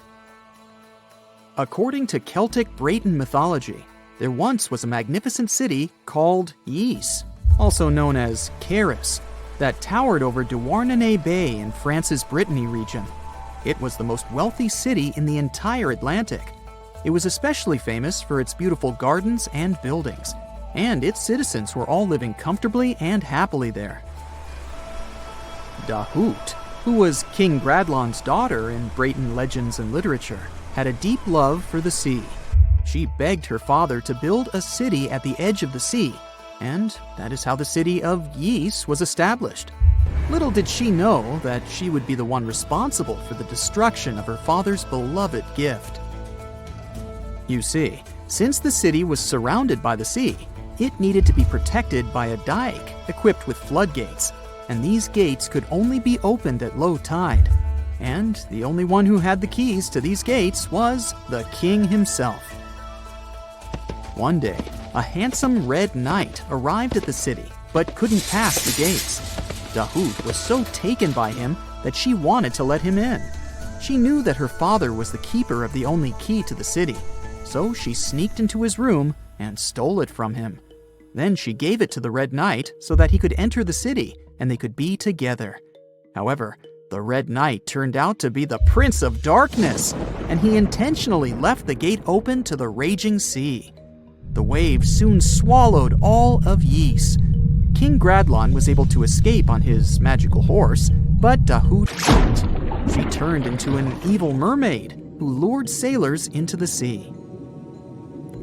Today, if you go to Quimper, a city in Brittany, northwest France, you can find the statue of King Gradlon riding on his horse. Although the city of Ys is a legend, Brittany coast locals believe that on the days when the waters are calm, you can still hear the tolls of the city bells deep under the sea, if you listen carefully. Mr. Bright then points at the Indian Ocean on the map and says, "Now, have you heard about Lemuria?" Back in the mid-1800s, a few scientists suggested that there was once a continent that existed in the Indian Ocean, somewhere close to the south of modern-day Sri Lanka. The first one to popularize this theory was the British lawyer and zoologist Philip Lutley Sclater. In his paper, The Mammals of Madagascar, he stated that he found lemur fossils in India, and not in Africa. However, this discovery was extremely shocking to him because of the fact that lemurs' original homeland, Madagascar, is much closer to Africa. He proposed that this was possible only if some larger continent connected the two once. He stated that this continent must have eventually sunk to the ocean floor. He then named it Lemuria, and hence the theory was born. People who came after Sclater took his theory a step further and thought that Lemuria was also the home of an extinct race of humans called Lemurians, who had 4 arms and enormous bodies, and were also the ancestors of modern-day humans, as well as lemurs. Of course, as new scientific discoveries were made on plate tectonics, evolution, and the study of DNA, the theories regarding the fictional continent called Lemuria were debunked. The last fictional land on the map is Agartha, Mr. Bright says. Taking its roots from Eastern mysticism, one legend says there's a kingdom called Agartha that is located deep beneath the surface of the earth. It's where all 4 corners of the world are connected by paths and tunnels. It is said that there's a secret entrance into Agartha hidden in the Gobi Desert, and it's built by Agarthans themselves using advanced technology that can't be detected by us, the surface folks. According to some beliefs, Agartha exists to counterbalance the energies of those who live above the surface. While we live in a state of rush and heightened emotions, this world beneath us is the total opposite. Some even say that those who escaped Atlantis fled here to continue their lives inside the Earth's core. And yet, others think it's actually a land that's crawling with all kinds of monsters. But there's no need to be scared, since modern science proved Earth's core is not actually hollow and is a solid hot iron ball. So you can cancel your journey plans to the center of the Earth if you've made any. Thanks, Mr. Bright. In February 1961, 3 adventurous rock lovers were searching for geodes near Olancha, California. They took one of their findings home and studied it because it looked pretty unusual. They managed to cut through the matrix and discovered something unexpected inside. Instead of the usual mineral formations, it had a cylindrical object resembling porcelain inside. There was a metal shaft at its center, and around it, a hexagonal sheath made of copper and some unidentified substance. Its discoverers were hoping they had found an example of some unknown technology from 500,000 years ago. It could be proof that there was a hyper-advanced ancient civilization like Atlantis, or that time travel was real. Maybe someone came all the way from the future and accidentally dropped the item. Or maybe some intelligent extraterrestrial beings brought it when visiting Earth. If any of these theories were true, it would mean that scientists have to completely rewrite all human history as we know it. But not everyone shared the excitement, and truth seekers and alternative archaeology circles were trying to solve the mystery of the so-called Koso artifact until the late 90s with theories and debates. Then a group of skeptics took images and x-rays of the discovery and showed them to spark plug collectors. They have identified the artifact as a spark plug with corroded metal components from the 1920s and not ancient technology at all. Almost 20 years later, one of the co-discoverers of the artifact agreed to take it for inspection at the University of Washington. They officially confirmed it was a 1920s-era Champion spark plug. And the stone matrix containing the artifact wasn't a geode, but a concretion. Those can form because of natural processes over decades or years, but not millennia. The Koso artifact is a good example of an out-of-place artifact, which is a thing in pseudo-archaeology. It's something found in a place or time where it shouldn't logically be. These artifacts seem too advanced for the time period they're found in. They could also mean human activity existed when humans weren't supposed to be around. The Baghdad Battery is another example of such an artifact. It was found in the 1930s by a German archaeologist and consists of a clay jar, a copper cylinder, and an iron rod going through the jar's stopper. Its top, which was broken off, probably had been sealed with asphalt. Its discoverer noticed that it had two different metals and possibly an electrolyte, which are key components of a battery. There are no ancient writings to support this theory, but when scientists ran tests and filled it with an ionic solution like vinegar or wine, it showed that it could conduct electricity. If it really was a battery from 2,000 years ago, it might have been used in ancient medical practices, or even embedded in statues to make it look like they were buzzing to impress people. Kionich, who found it, believed it was used for electroplating, a process for coating metals. Even if it was used as a battery, the Baghdad artifact could only produce a small amount of energy, around 1 volt of electricity. So, some people believe it was used as a storage container for sacred scrolls. Back in the 1930s, a couple stumbled upon something strange while walking along Red Creek in London, Texas. It was a piece of wood sticking out of what looked like an ancient rock formation.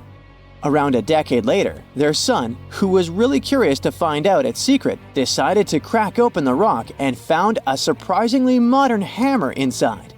This discovery caught the attention of Carl Baugh, a young Earth creationist who claimed the rock surrounding the hammer dated back to the Cretaceous period. He saw it as evidence against evolutionary theory. After some investigation, scientists proved that the rock was not as ancient as it seemed.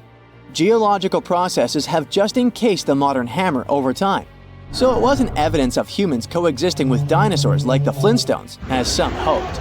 It was just a case of a miner dropping his hammer centuries ago and nature doing its thing.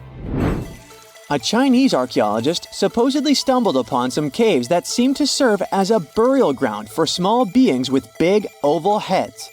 Alongside these remains, there was rock art depicting figures with round helmets, the sun, the moon, the earth, and stars connected by groups of pea-sized dots. They also found over 700 mysterious stone discs etched with spiral grooves. Things got even weirder when these discs were sent to a Chinese professor who claimed the grooves were actually written characters. According to his translation, the discs told the tale of Dropa visitors from another planet who had crashed their spaceship on Earth about 12,000 years ago and had tried to live among us until they were hunted down by locals. But there's no concrete evidence that any of this actually happened. The story was first published back in the 1960s in a couple of articles, but it all seemed a bit fishy. None of the people involved, the archaeologist, the professor, or even the university they supposedly worked at, seemed to have left any trace in the records. And while there is a group in Tibet called the Dropka, they're fully human, not extraterrestrial visitors, and there's no solid proof that the Dropa stones exist at all. In a remote part of China, there are some bizarre pipe-like formations known as the Beigan Pipes. A local explorer found them back in 1996, protruding from Mount Beigan and along the shores of Tosan Lake nearby. Some people thought they were the work of ancient guests from other planets. When samples of the pipe material were tested, they contained mostly common minerals, but there was a mysterious 8% of unknown stuff. Special testing revealed that these pipes had been there before humans. Chinese geologists later visited the site and suggested that these pipes were formed naturally over time. It could be sediment piling up in the fissures in the earth, or even fossilized tree roots from the area's lush past, but it's not certain. There's a mysterious terracotta head in Mexico with a hard-to-pronounce name, discovered back in the 1930s during a burial excavation. This head looked a lot like fancy Roman statues, so it wasn't clear what it was doing in Mexico. For some reason, the discoverer kept it secret for several decades. The head was found in a pyramid with 3 floors about 40 miles from Mexico City, alongside gold, copper, and pottery. Some argue that if this head really is many centuries old, it could mean the Romans or some other civilization had made it to Mesoamerica before Columbus did. There are also drift voyage theories mentioning a shipwreck after which some artifacts and survivors made it ashore. Some suggest that this figurine head was a little souvenir brought over by the Vikings. But there's no solid archaeological proof of the Vikings meeting the folks in Mesoamerica. There are some artifacts floating around, but none of them have been stamped as undeniable evidence of pre-Columbian contact, so the mystery of how this head ended up where it did remains unsolved. While digging a trench along a river in Romania, workers found a wedge, which is now famous as the aluminum wedge of Adria, or the object of Adria. Right next to it, there were some mastodon bones. Those distant relatives of elephants lived 11,000 years ago, so the wedge is probably of the same age. The cool part is that it's made of aluminum, a metal not even discovered until the 1800s. This material requires serious heat to produce. The wedge is also covered in a thick layer of oxide that's been sitting there for hundreds of years. Some folks believe this wedge must have crash-landed here on a spacecraft from some other planet. Some scientists think it's all a hoax, and others suppose it might be a human-made object with an unknown purpose. The conditions on this mysterious island might teach us how we can live on Mars one day. Devon Island is, to this day, the largest uninhabited island on our planet. It's located in the Canadian Arctic archipelago, and it's easy to see why people find it impossible to make a home here. The soil stays frozen throughout the seasons. The eastern part of the island is covered by a thick ice cap all year round. Summers here last for less than 50 days. And by summer, I mean that the ground is snow-free and the temperatures are slightly over 46 degrees Fahrenheit.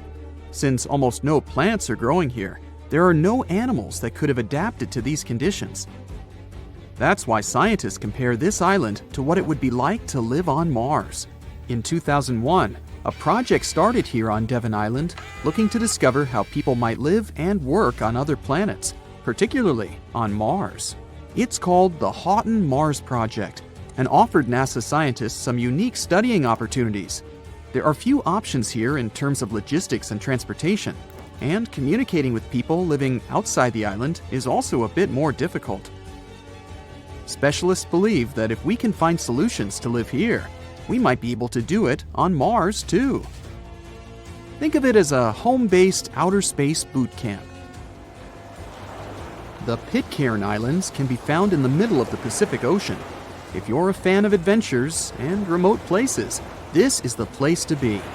But you'll need to buckle up for quite the ride, since no plane has ever reached this place. The only way to reach the Pitcairn Islands is to take a 32-hour yacht ride. No wonder only 50 people are known to live here. Its history is really interesting too. A group of people settled here in the 18th century after a failed marine mission. To this day, all the residents of the island are descending from that initial group. Life's not easy here though. If they need to see a doctor, for example, they need to travel either to the island of Fiji or to New Zealand. Now let's head over to Mexico, where recent technology has allowed scientists to explore some fascinating cenotes, which were previously unknown.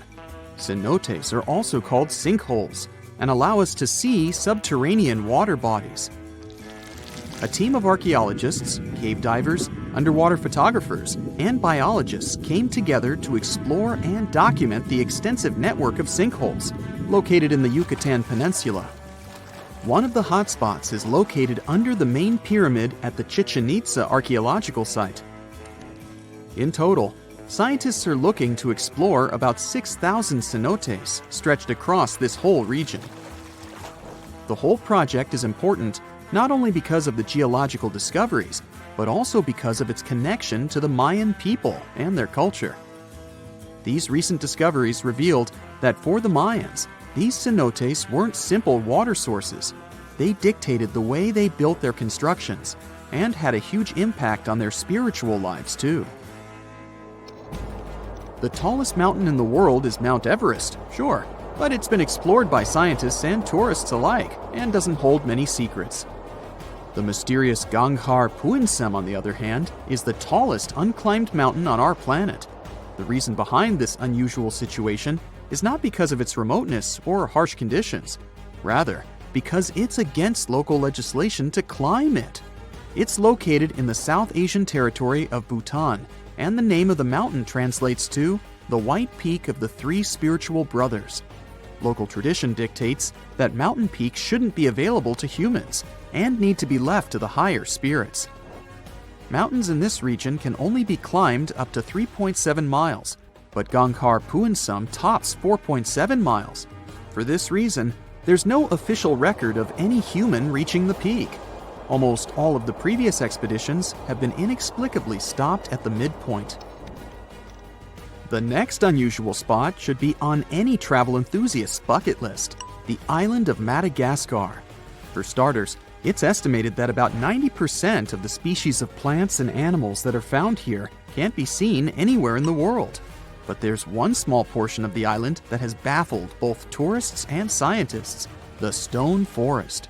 It belongs to the Tsingy de Bemaraha National Park and features some unique limestone formations. They look like thousands of spiky towers that stretch hundreds of feet into the air. The distance between these formations can be anywhere from a few inches to the length of a city street. As beautiful as it is, it's really hard to get here. It'll take you a few days to get there from the nearest city. Once you get to the park, it becomes really difficult to explore, too. It can take a whole day to go across as little as half a mile.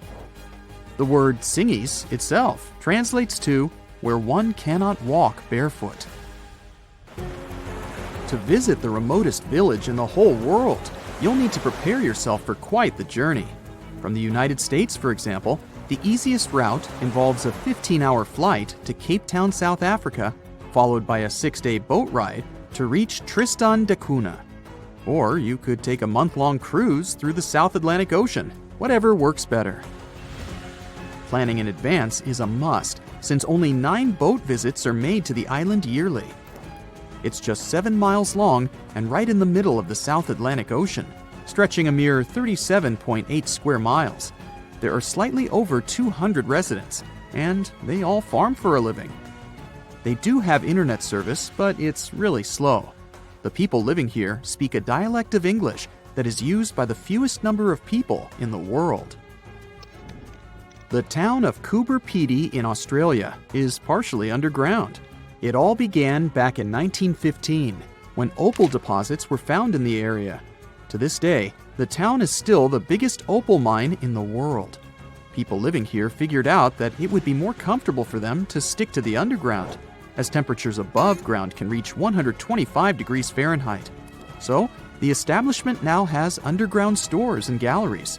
Coober Pedy is also home to the world's first 4-star underground hotel. North Sentinel Island, located near India, is another pretty remote place. Not because of the time it takes to get there or the climate, but because it's home to the world's most mysterious tribe. The population living here is estimated to be between 50 to 400 people and isn't known to have any contact with the outer world. This is mostly because locals don't really enjoy visitors and tend to scare them away, even harming tourists. So, to protect them and their obvious wishes, the island is monitored by the local Indian authorities. It's believed the tribe's people don't have any immunity from modern diseases, so being in contact with foreign people might actually be fatal for the locals. On these French islands, there are no native inhabitants. The Kerguelen Islands are part of the Antarctic lands and are home to just scientists that visit on rotation. At any given time of the year, there are no more than 100 people here, and they're mostly engineers and researchers. There's no plane to get you to these islands, and few tourists are known to have visited them. The island is covered in glaciers, and the soil here isn't friendly to plants or animals. But if you're curious about what this place looks like, you'll need both the money and the time to complete the trip. You can only reach the island by ship, which reaches the shores of Kerguelen only 4 times a year. It isn't cheap to stay in these islands, and you definitely won't find 5-star hotels here. The trip departs from Reunion, and it takes about 28 days to reach the first island. Half of the time will be spent at sea, so be prepared to cover over 5,600 miles of the Indian Ocean. It's strange if you think about it. There are old Roman buildings that have lasted for thousands of years, while our newer buildings seem to fall apart. How did the Romans manage to create such strong buildings? A lot of them with complicated designs, too. Recent research has shown that the Romans used a type of concrete that has an extra layer of protection against the elements. It can even fix itself when it gets wet.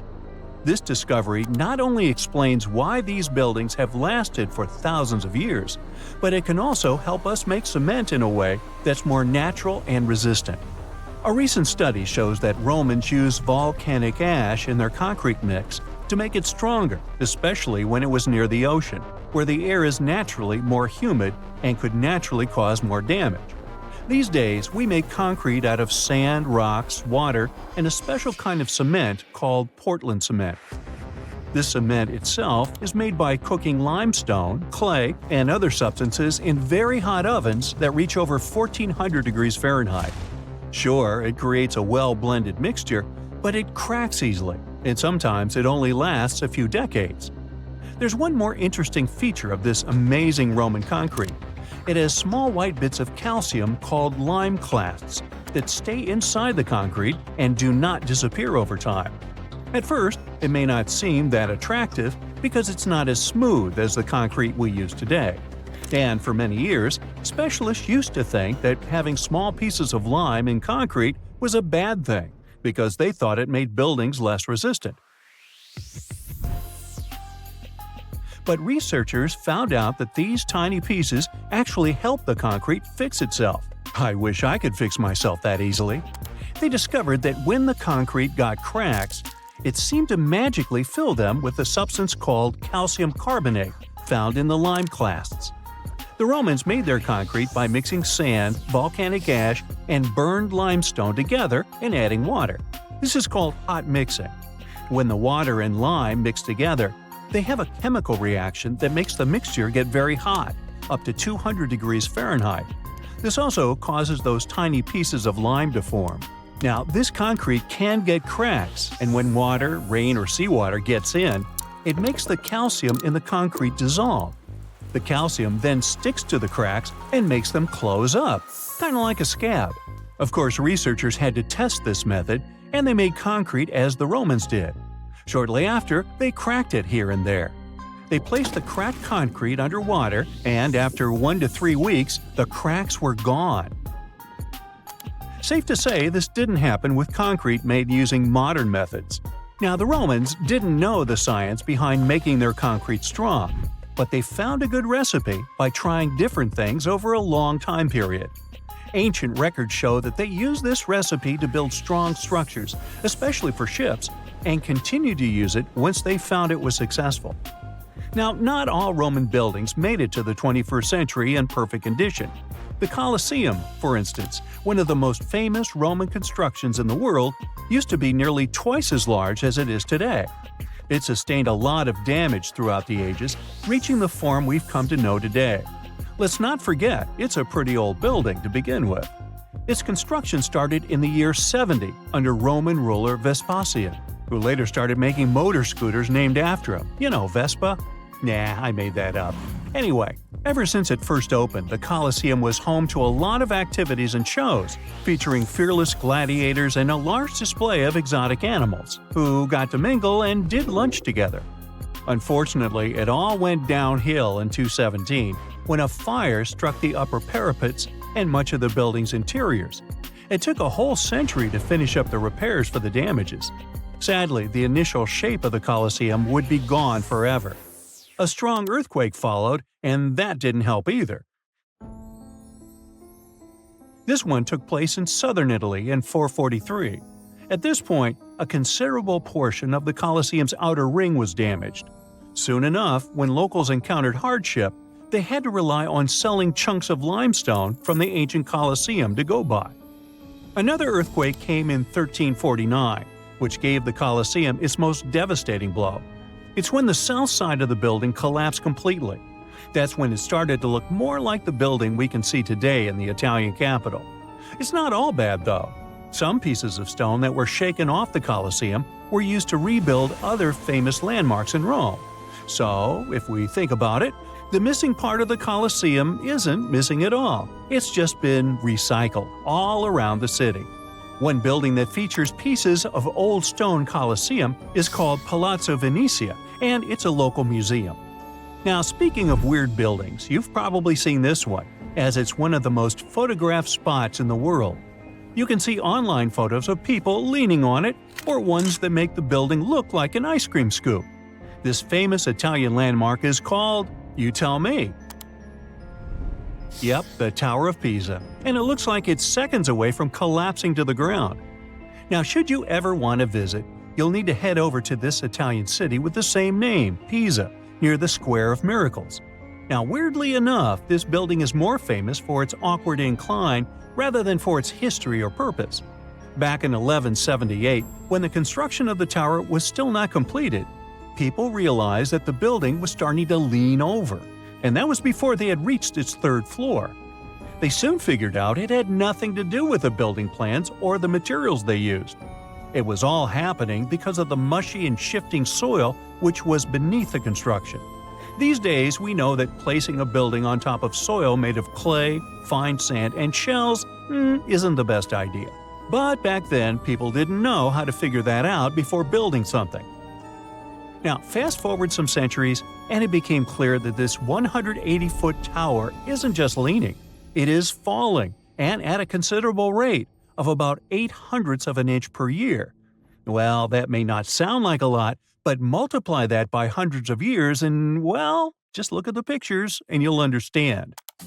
This leaning tower is more than 16 feet off its axis in the present day. So how come it hasn't fallen over altogether? Well, because of physics mostly. Its center of gravity continues to be located within the base of the structure, so it's pretty grounded.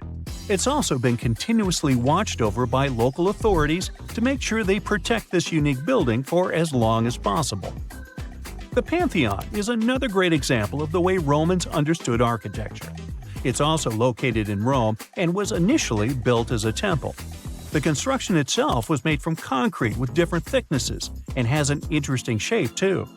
Back in the day, Romans believed the Earth was like a disc, which was covered by a dome-shaped sky. So they modeled the Pantheon sticking to this idea. Light comes into the temple through a hole in the dome, shining down on the floors and walls, showing the movement of the sun. It's also one of the best preserved ancient Roman buildings. It's no wonder many other buildings have been made to look like it. In the U.S. alone, the U.S. Capitol, the Jefferson Memorial, and the National Gallery in Washington, D.C. are all said to be modeled after this ancient construction. The famous painter Michelangelo was so impressed by this building that he believed some unnatural force must have helped in its construction. The place where it stands is also very special because of the story behind it. Legend has it that the founder of Rome, Romulus, was lifted to the ancient Roman higher spirits on the wings of an eagle from this exact location. Apparently, it was a talon show. Get it? Talons? Eagles? Okay, gotta go. Imagine working 7 days a week on a large-scale construction site. You, along with thousands of others, carry millions of stone blocks and put them on top of each other according to a complex system. You work without modern construction equipment. You have no air conditioning or constant access to water. It's so hot outside that you can fry eggs on the road. You've been building the pyramid for decades, and now, when it's finally done, you enjoy the result of the colossal work of thousands of people. You're looking at a giant cultural monument of global value that will freeze in time and amaze people for tens of thousands of years. A few thousand years have passed. People in the 21st century see the pyramids and are like, wow, I can't believe humans have built this. Yeah, the people who built the pyramids wouldn't have appreciated such a theory. But actually, there are reasons to believe that people built it using some fantastic technology. From the outside, it seems the Great Pyramids are just big triangles of stone. People just put some heavy blocks on top of each other, and that's it. In fact, the design seems too perfect to be true. The pyramid consists of more than 2 million blocks. They lay so close to each other and are so even that you couldn't squeeze even a thin sheet of paper between them. Scientists still can't figure out the exact technology for building the Egyptian pyramids. One of the biggest and most famous is the Great Pyramid of Giza. This huge construction, well known all over the world, has one big secret. There should be a capstone on top of the pyramid. It's a triangular-shaped stone block, a small pyramid on top of a huge one. It's also called a pyramidion. The builders of ancient Egypt made it out of granite and limestone and covered it with gold. No records or old drawings prove that there was a pyramidion at the top of the Great Pyramid of Giza. But there's another ancient Egyptian structure with such a triangle, the Red Pyramid. It was built before the Great One, and its capstone has survived to this day. Archaeologists have found and reconstructed it.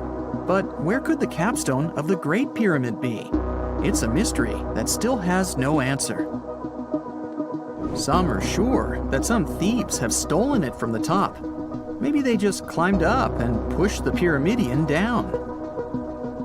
It makes perfect sense. The capstone was probably the most valuable element of the pyramid. Many scientists and archaeologists still don't know its exact purpose. Some believe that this peak covered with gold glorified the pharaohs.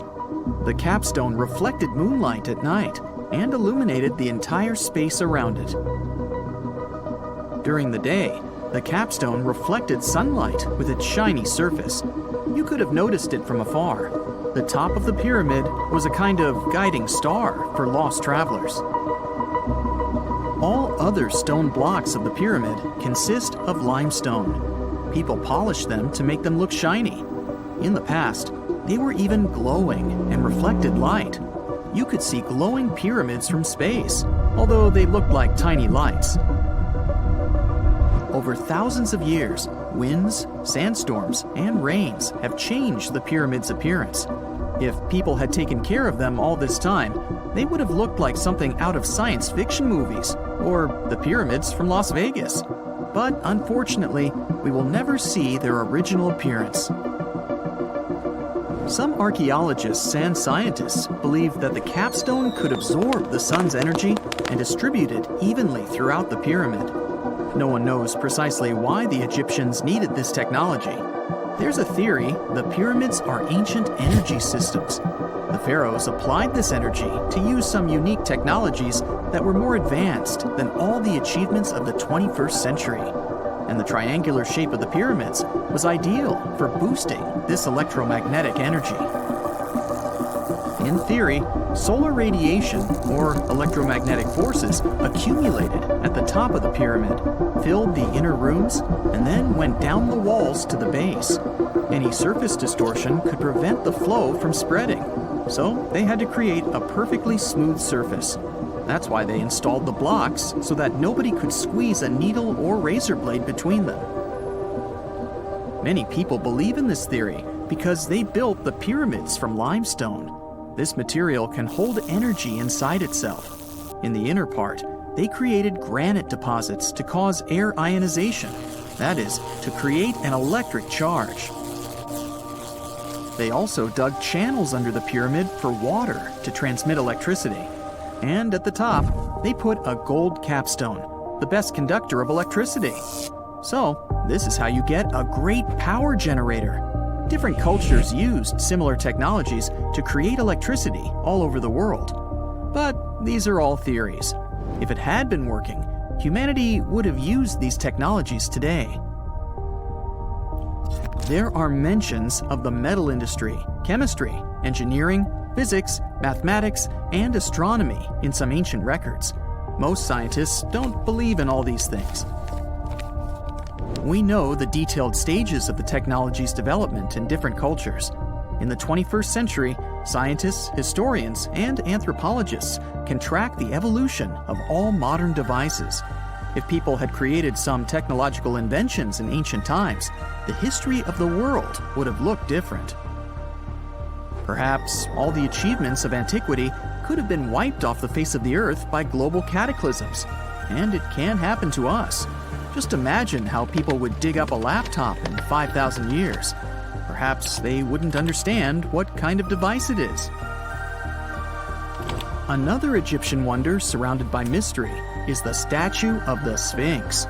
The Egyptians carved it out of a single massive piece of limestone about 4.5 thousand years ago. But scientists still don't know the exact date of its construction or who built it.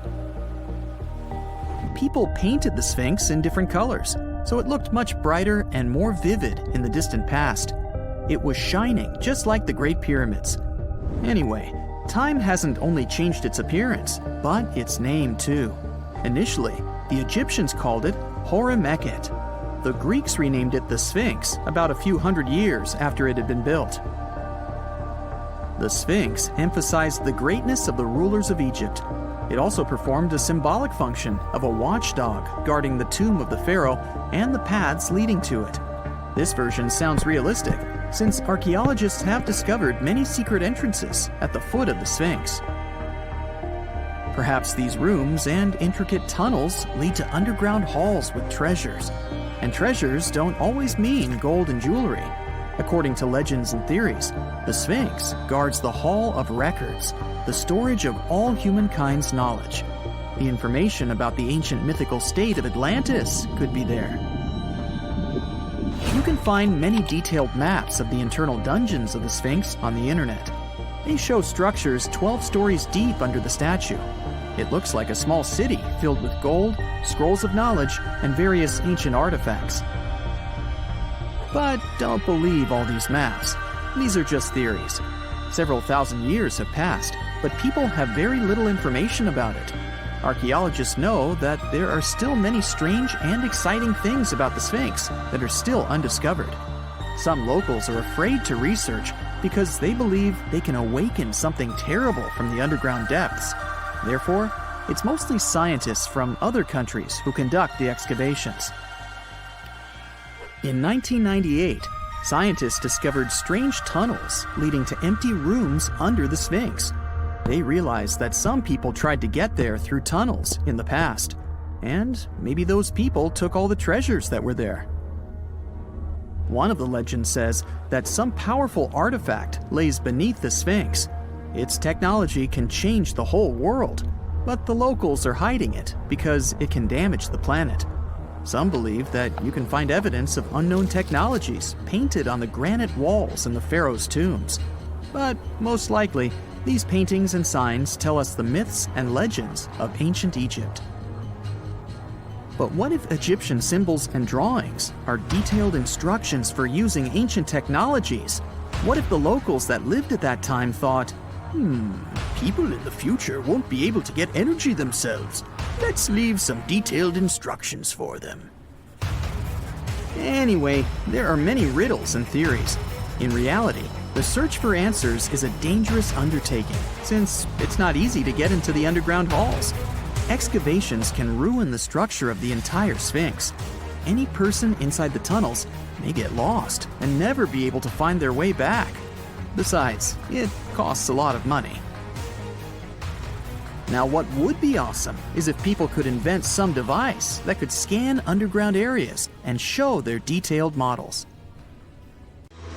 Okay, what if I tell you that the extraterrestrials we all imagine as little green men may actually look like very normal Earthlings and chill in Europe? This is the Iberian Peninsula, and people living there are under suspicion. Ooh. Here's the reason.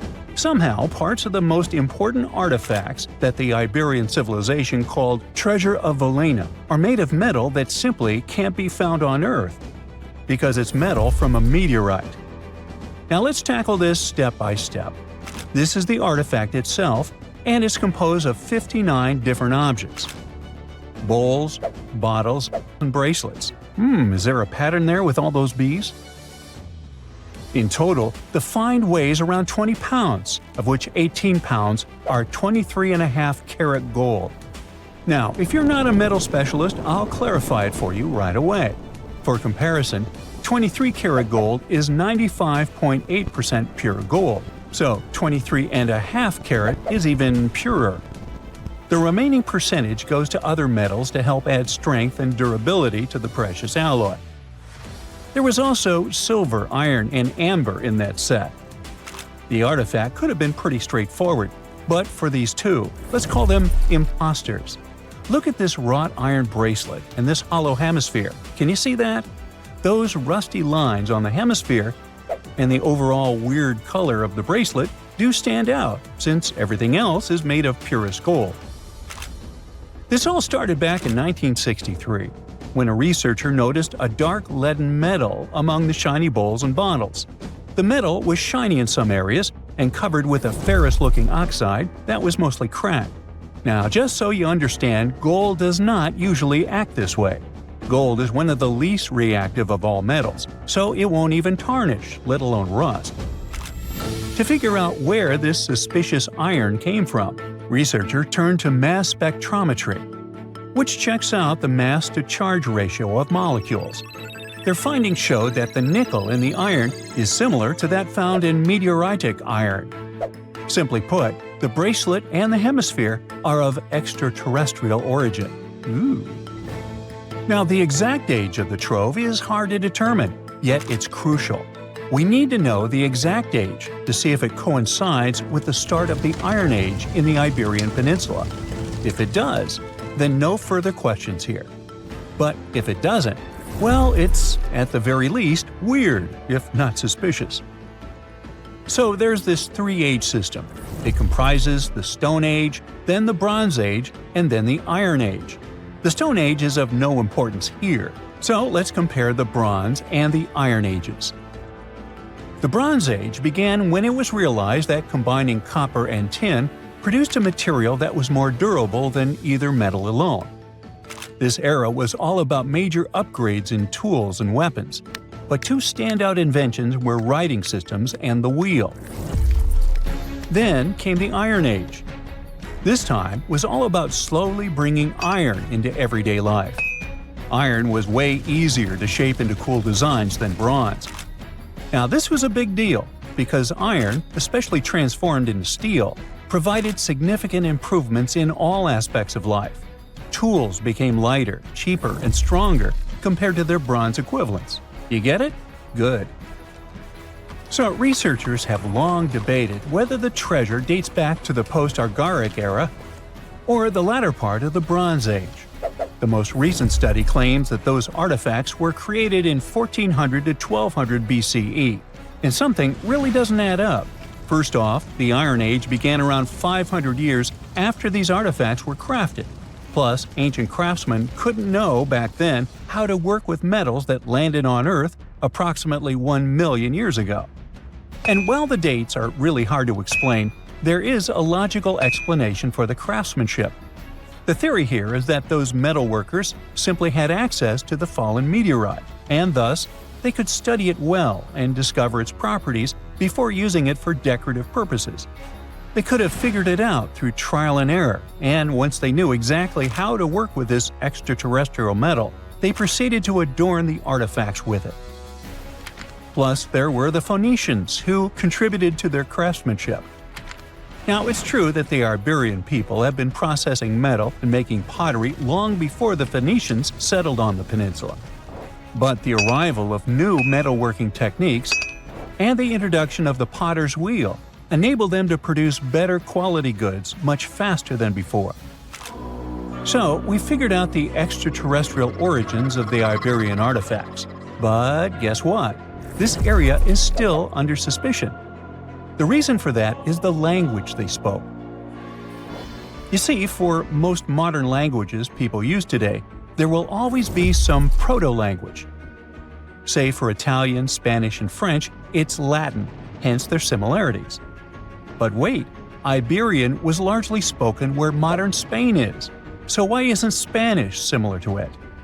Well, the truth is, no language today is similar to the Iberian. Maybe only the Basque language, but it's because of some similarities found in their numerical systems. Basque is classified as a language isolate, or simply unrelated to any other known languages, and the only language isolate in Europe. The Iberian language is unclassified. While the scripts written in it have been deciphered to various extents, the language itself remains largely unknown. And look at the alphabet the Iberians had. Looks like it doesn't really belong to our planet. But hold up, this one might be a bit of a stretch. When the Phoenicians came to the peninsula, they brought along their alphabet to the Iberians. But honestly, the Iberians probably weren't keen on just copying someone else's writing system, so they tweaked it until it looked completely different. Let's just say they took some inspiration and ran with it. While linguists can guess to some extent how most characters sounded, actually translating the language is still completely impossible. The Iberian language was non-Indo-European and faded away over 2,000 years ago. And there aren't any similar languages left to help us out. Super frustrating, right? Yeah. We got over 2,000 Iberian inscriptions from tombs, coins, potteries, lead plates, and even cave wall carvings. But aside from a handful of words, we're totally in the dark about what they mean. Now, if we could understand their language, we might have learned that they were great thinkers and all, but we can only contemplate the works of art they left. Iberian culture has a lot of amazing stuff made by talented artisans. We're talking about not just metalwork and ceramics, but also detailed sculptures, textiles, jewelry, and other personal bling. But here's the catch. Making all those luxury items depended a lot on a big farming class. At the heart of Iberian society, most folks were involved in farming and taking care of livestock. Depending on where you were, the types of farming varied. For example, up in the north, they were all about growing grains, while down in Valencia, they focused on producing olive oil and other agricultural aspects. In the west, raising animals was the name of the game. Still, we don't have much information about the day-to-day lives of the many people doing this essential work. Yet, on the flip side, we know a lot about the upper class of Iberian society, who control these agricultural resources and hire the artisans. By the 7th century BCE, we start to see a group of Iberian princes who were living the good life, trading with the Phoenicians and enjoying fancy luxury items. You can spot this elite class in their burial practices. Cremation was the go-to method for funerals among the Iberians, and wealthy individuals were often found in cemeteries with all sorts of lavish goods and funerary sculptures that give us a peek into the fashion and hairstyles of the rich. Interestingly, starting in the 6th century BCE, there was a noticeable drop in the number of recognizable burials, which suggests that these elaborate funeral customs became more exclusive to a small elite. Meanwhile, the fate of the majority, farmers, artisans, soldiers, and laborers, who made up a big chunk of the population, remains a bit of a mystery. It used to be a pretty advanced civilization, but it vanished without a trace. Researchers think it could have been due to some massive earthquake, but so far, we don't know for sure.